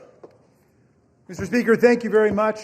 I want to start by addressing the young people who appear to be in the audience this evening, because I'm afraid some of my arguments are lost on some of our colleagues across the aisle suffering from Trump derangement syndrome. It seems to have completely warped their minds today, and they're not thinking clearly about the Constitution or about the rule of law. But the young people here will recognize, if they read this resolution, immediately what's wrong with it, because it's replete with phrases like this, that this one incident that they're referring to raises serious questions about the judgment and the integrity and the fitness to serve. Well, I think that's absurd, but in any event, if you think it raises serious questions, presumably you would want the answers to those questions. But you don't get answers by rushing to judgment and turning the whole process upside down.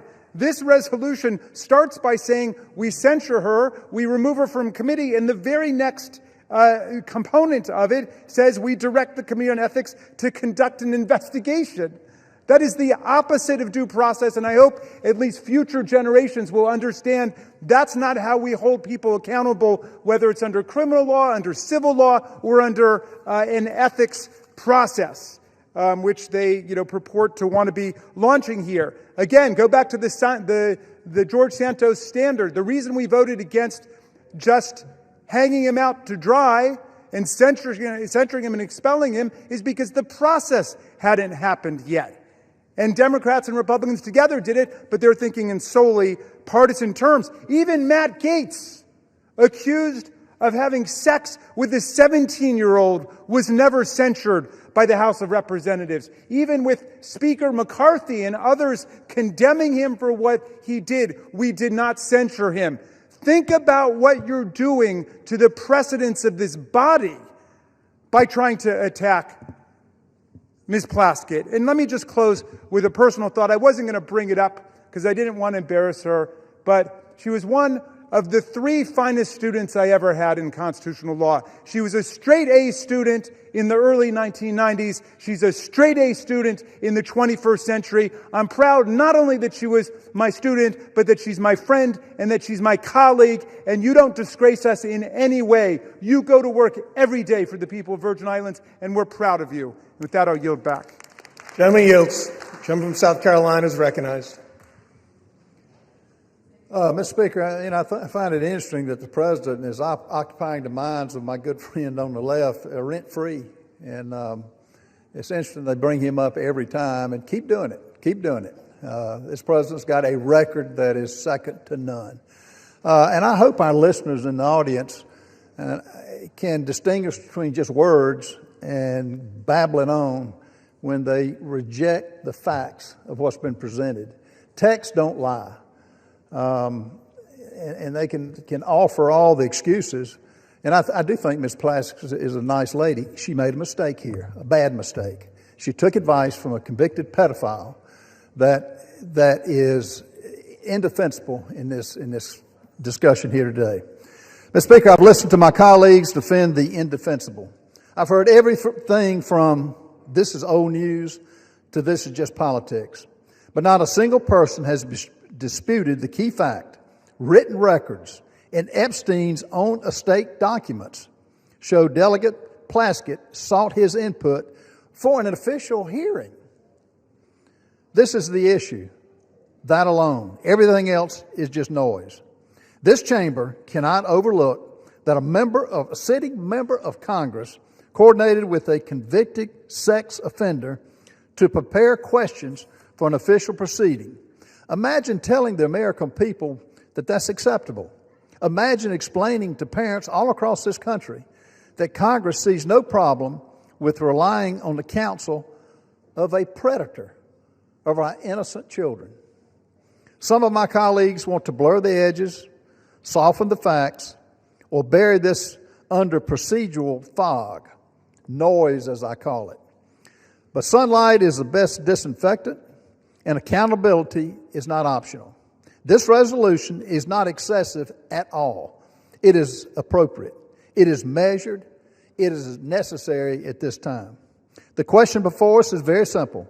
Do we uphold a minimal standard for ethical conduct, or do we just shrug and say, well, maybe next time?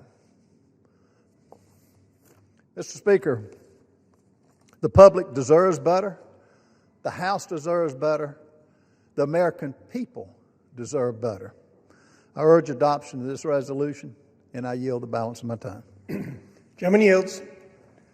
Without objection, the previous question is ordered on the resolution. The question is on the adoption of the resolution. Those in favor say aye. Those opposed say no. In the opinion of the chair, the ayes have it. Yeah. Welcome to procedural democracy. For what purpose does the gentleman seek recognition? I request a recorded vote, and I challenge the Speaker's interpretation of the voice vote. Does the gentleman ask for the yeas and nays? I ask for the ayes and the nays. The yeas and nays are requested. Those favoring a vote by the yeas and nays will rise. A sufficient number having risen, the yeas and nays are ordered. Pursuant to Clause 8 of Rule 20, further proceedings on this question will be postponed.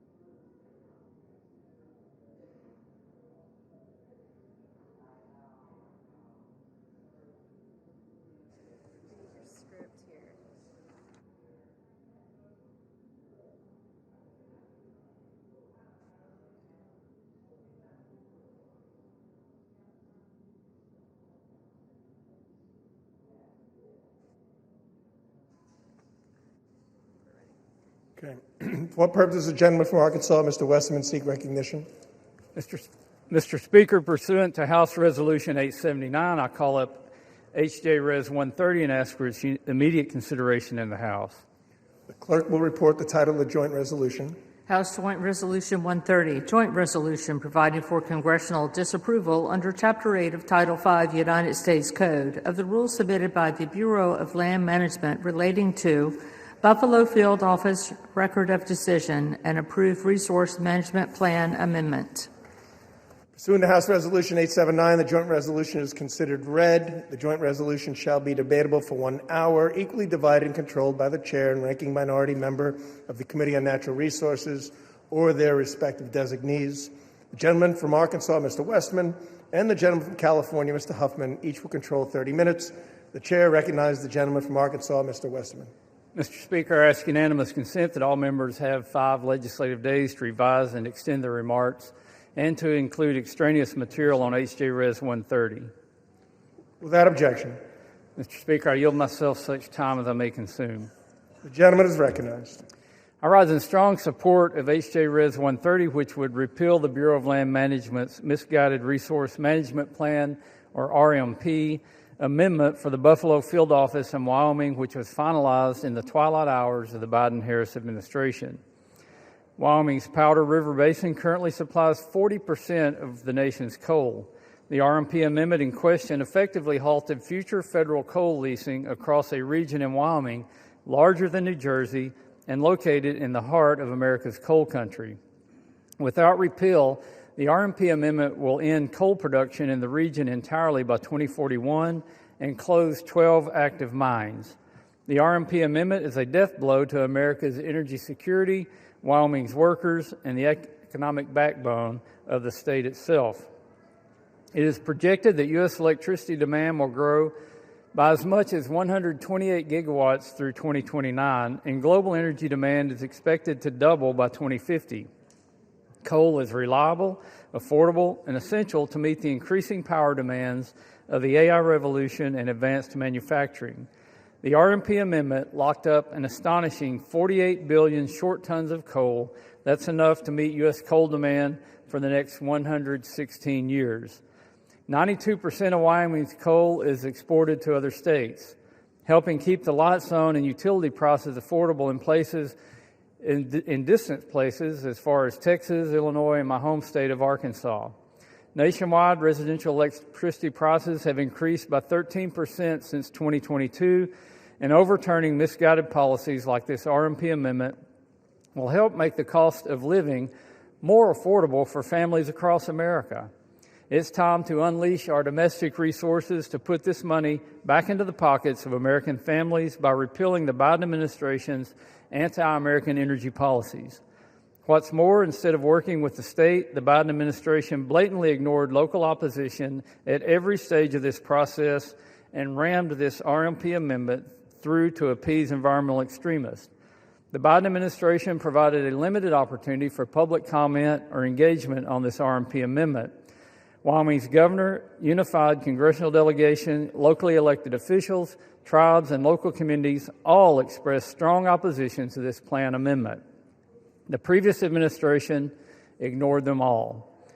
According to local representatives, it is suspect and disturbing that such a dramatic change to the current land use plan would solicit such little engagement during the public comment period. Campbell and Johnson County commissioners who represent the local communities affected by this plan stated that whatever information they provided to the BLM in this process was, quote, ignored by the federal agency. Overturning the RMP amendment takes power from bureaucrats in Washington, D.C. and returns it to the people of Wyoming. The BLM also ignored tribal input in developing this RMP amendment. The Navajo Transitional Energy Company, which is wholly owned by the Navajo Nation, provided detailed comments opposing this amendment that were all dismissed by the BLM. In a letter they submitted to the agency, they stated, quote, BLM consistently downplayed the reasonably foreseeable negative impacts of the mine's closures on the surrounding social justice communities, and it did not even consider the jobs lost in the downstream communities that rely on the Powder River Basin coal, end quote. Energy security is national security, and Wyoming's energy industry remains indispensable to ensuring America stays energy dominant. Wyoming's Powder River Basin, with its low-sulfur coal, produces the world's cleanest burning coal. We should be focused on exporting this abundant natural resource to our allies abroad, not burying this baseload power under layers of bureaucracy. By passing this CRA today, we're advancing President Trump's executive orders on unleashing American energy and reinvigorating America's coal industry. We're also restoring hundreds of millions of dollars in future revenue for Wyoming's K-12 public education system and protecting more than 4,000 high-paying jobs in rural Wyoming. In conjunction with the pro-energy policies included in the Working Families Tax Cut Law, this CRA also has the potential to generate more than $260 million for the federal Treasury. This CRA helps the U.S. remain energy dominant and will lower prices for families, strengthen our economy, and boost real wages for hardworking men and women. I urge my colleagues to stand with Wyoming, stand with American workers, and stand for energy security by supporting this resolution. I reserve the balance of my time. Gentleman reserves. Gentleman from California is recognized. Thank you, Mr. Speaker. And let me wish Chairman Westerman a happy birthday. I do wish him a happy birthday, but even that goodwill does not change the fact that this is bad legislation. And so, unfortunately, Bruce, I'm going to have to rise in opposition to the bill while wishing you a happy birthday. We are, Mr. Speaker, all grateful that the Republican shutdown is finally over, but millions of Americans are still on the cusp of losing health care. They are struggling to put food on the table. And after their 7-week paid vacation, I can't imagine anything more disconnected than for House Republicans to come back here and make their first priority not helping working families to make ends meet, but jamming through more favors for their billionaire buddies. These 3 Congressional Review Act, or CRA, resolutions treat America's public lands like they are just lines on a balance sheet. They silence public opinion. They ignore the fires and storms that are made worse by climate change, all of it to make fossil fuel extraction the #1 priority going forward for how we manage our public lands. Wildfire defense, public safety, recreation, conservation, all of these take a back seat now to maximizing corporate profits, even in our most fragile landscapes like America's Arctic. Americans want clean air, clean water, accessible public lands, not handouts to polluters. Overturning balanced, forward-looking BLM plans in Wyoming and Alaska is a colossal mistake. Across the federal land management agencies, plans like these are the foundation for responsible, sustainable management of our public lands. RMPs are the product of extensive public input, rigorous scientific reviews, meaningful tribal consultation, and balancing the activities on our public lands, from energy development to recreation, is what these plans do. They reflect the needs of communities, industries, ecosystems, and they outline a clear vision for the stewardship of millions of acres of public lands. Let's look at the Buffalo Field Office RMP targeted by this particular resolution. It was developed after a court found that the previous plan failed to address the public health and climate impacts of unfettered coal mining in the region. Importantly, the current RMP was also developed after robust tribal consultation and public input. So we're just going to throw that all away? I strongly oppose HRES 130, which would repeal the current balanced RMP for BLM's Buffalo Field Office in order to prop up the coal industry in Wyoming's Powder River Valley. The plan targeted by this resolution ended new coal leasing in the region because of its harm to the climate and public health and because of decreasing demand for coal. At the same time, the plan allowed existing mines to continue to operate through the end of their current leases. Rescinding this plan means locking us into unnecessary emissions and energy costs at a time when the planet and the American people cannot afford it, and it also puts us on a treadmill of litigation and uncertainty, sending us back, theoretically, to a plan that was already adjudicated to be illegal, or maybe waiting for a new plan to come forward from the Trump administration, and I guess hoping that a future court will decide that it's not substantially similar to the ones that have been thrown out with your CRA. This is something that my friends across the aisle simply haven't thought through. There is so much chaos and uncertainty when the sledgehammer of the CRA is used in this reckless manner. Now, House Republicans already passed and the administration implemented unprecedented giveaways to the coal industry through the One Big Beautiful Bill Act, including slashing the royalty rates for coal from 12% to 7.5%, and opening more than 13 million acres of public lands for coal leasing. But even with these handouts, it's not enough to reverse decades of market contraction in the coal industry. The coal industry is dying. What Republicans don't mention is that BLM's coal lease sales this year have either failed to reach market value, been indefinitely canceled, or received little to no bids. Rather than simply redoing this RMP through the well-established public process, which the Trump administration is already doing, House Republicans want to overturn it using the CRA, again, an extremely blunt instrument that will throw us into great uncertainty and litigation for sure. This choice would lock out the perspectives from previous tribal and public engagement and ban the agency from ever again issuing a substantially similar RMP, leaving land policy frozen in time, really more like frozen in some kind of a limbo.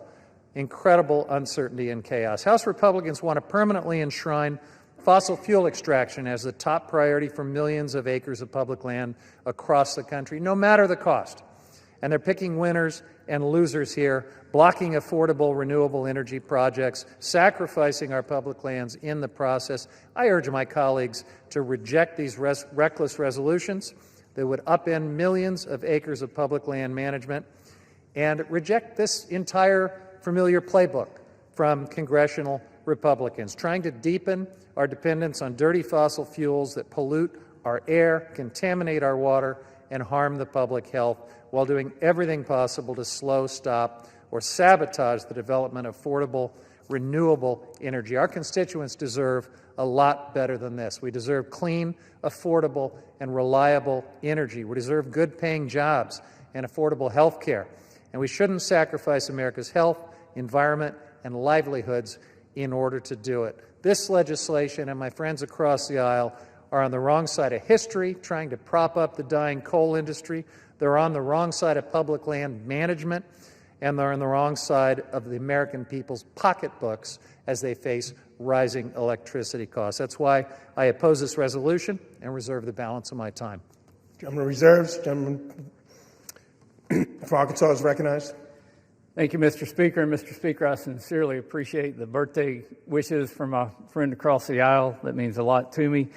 If I had a birthday wish of my own, it would be to make energy more affordable for the American people, to help the good folks of Wyoming to have a livelihood, and to not only keep prices down, but keep good-paying jobs across this country that are in the energy industry. We know that we need more energy going forward. We need more electrons on the grid. We need a larger grid, and we need to all work together to do those things. But if this resource management plan amendment by the previous administration was balanced, I would hate to see a heavy-handed resource management plan amendment by the previous administration, because this took a sledgehammer to an established industry in the state of Wyoming.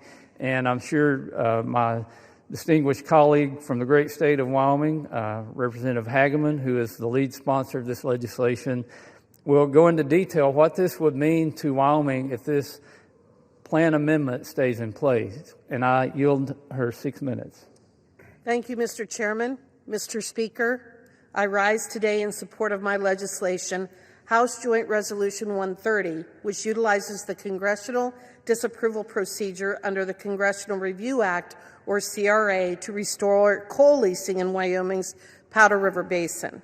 Many on the East Coast of America might be surprised to learn that the federal government owns massive amounts of the western states. In Wyoming, the federal government owns about half of our surface estate and 60% of the subsurface estate, or our minerals. In Northeast Wyoming, the Bureau of Land Management's Buffalo Field Office owns and manages over 788,000 acres of land and 4.7 million acres of our mineral estate.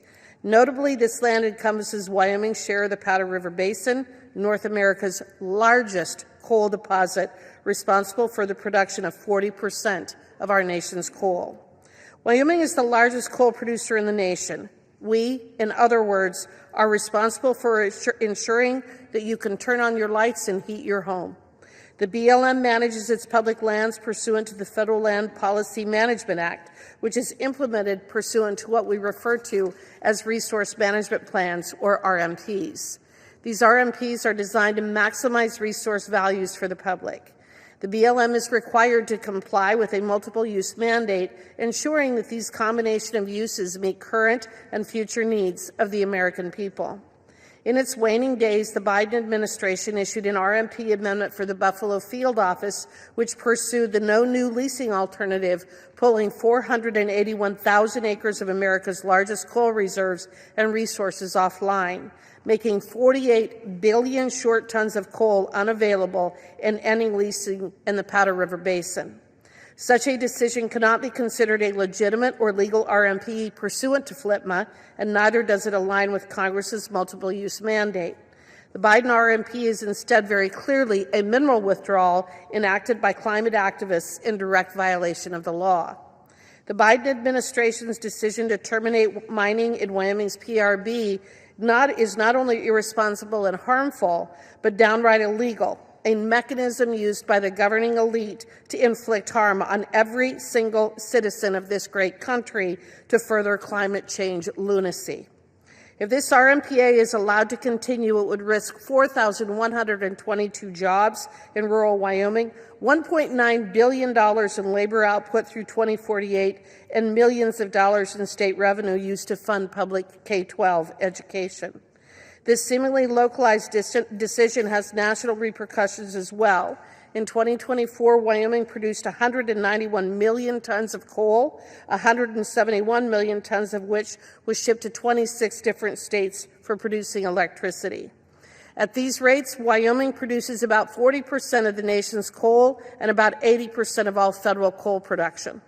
With coal generating as much as 23% of America's electricity at any given time, Wyoming coal supplies as much as 9.2% of the electricity produced in this country.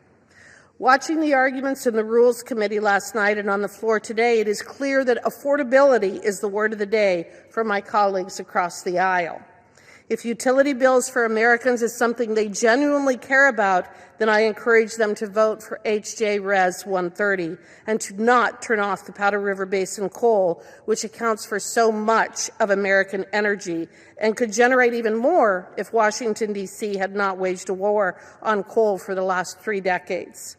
In short, it is policies such as no new coal leasing contained in this Buffalo RMP that reduces affordability, which my colleagues on the other side of the aisle will be supporting if they continue to oppose H.J. Res. 130. This vote today is a vote to shore up the grid, which will have positive impacts on the utility bills of Americans. When combined with what this majority did for energy development in the One Big Beautiful Bill, we are shoring up centuries of energy production. We cannot survive in this country without Wyoming coal, the majority of which is produced in the Powder River Basin.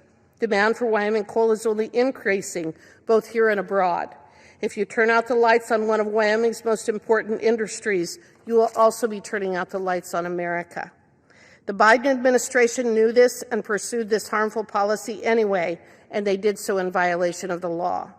On September 18, 2025, the Government Accountability Office determined that the Buffalo RMP was a rule subject to the CRA on the grounds that it is an agency statement, is of future effect, and it implements, interprets, or prescribes law and policy. This decision is in line with previous GAO decisions on similar land management plans and RMPs, several of which this body has passed in the 119th Congress. A vote today for H.J. Res. 130 has many positive implications. First, it would overturn this harmful plan and revert to the 2015 RMP, thereby protecting access to 481,000 acres for coal leasing. Second, it would provide certainty to countless Wyomingites who rely on our good, clean coal for jobs and for revenue that funds the schools that our children attend. Third, it is a vote for the millions of Americans who continue to rely on Wyoming coal and who always will. Fourth, it's a win for Congress, reminding the agencies that we are the primary policymaking branch of government and that we will hold the agencies responsible for bad, unlawful regulations. I urge all of my colleagues to vote in favor of H.J. Res. 130, and I yield back. The gentleman from Arkansas reserves. The gentleman from California, you are recognized. Thank you, Mr. Speaker. It occurs to me that as we're having this debate, pretty much the rest of the world is in Brazil right now for the climate conference. Of course, the Trump administration has disgracefully pulled the United States out of the Paris Agreement once again, so we have no federal delegation at all. But as the rest of the world convenes to accept the reality of the climate crisis and to accept the related reality of coal being the biggest contributor to carbon pollution, and the entire world is talking about how to phase down our dependence on coal pollution and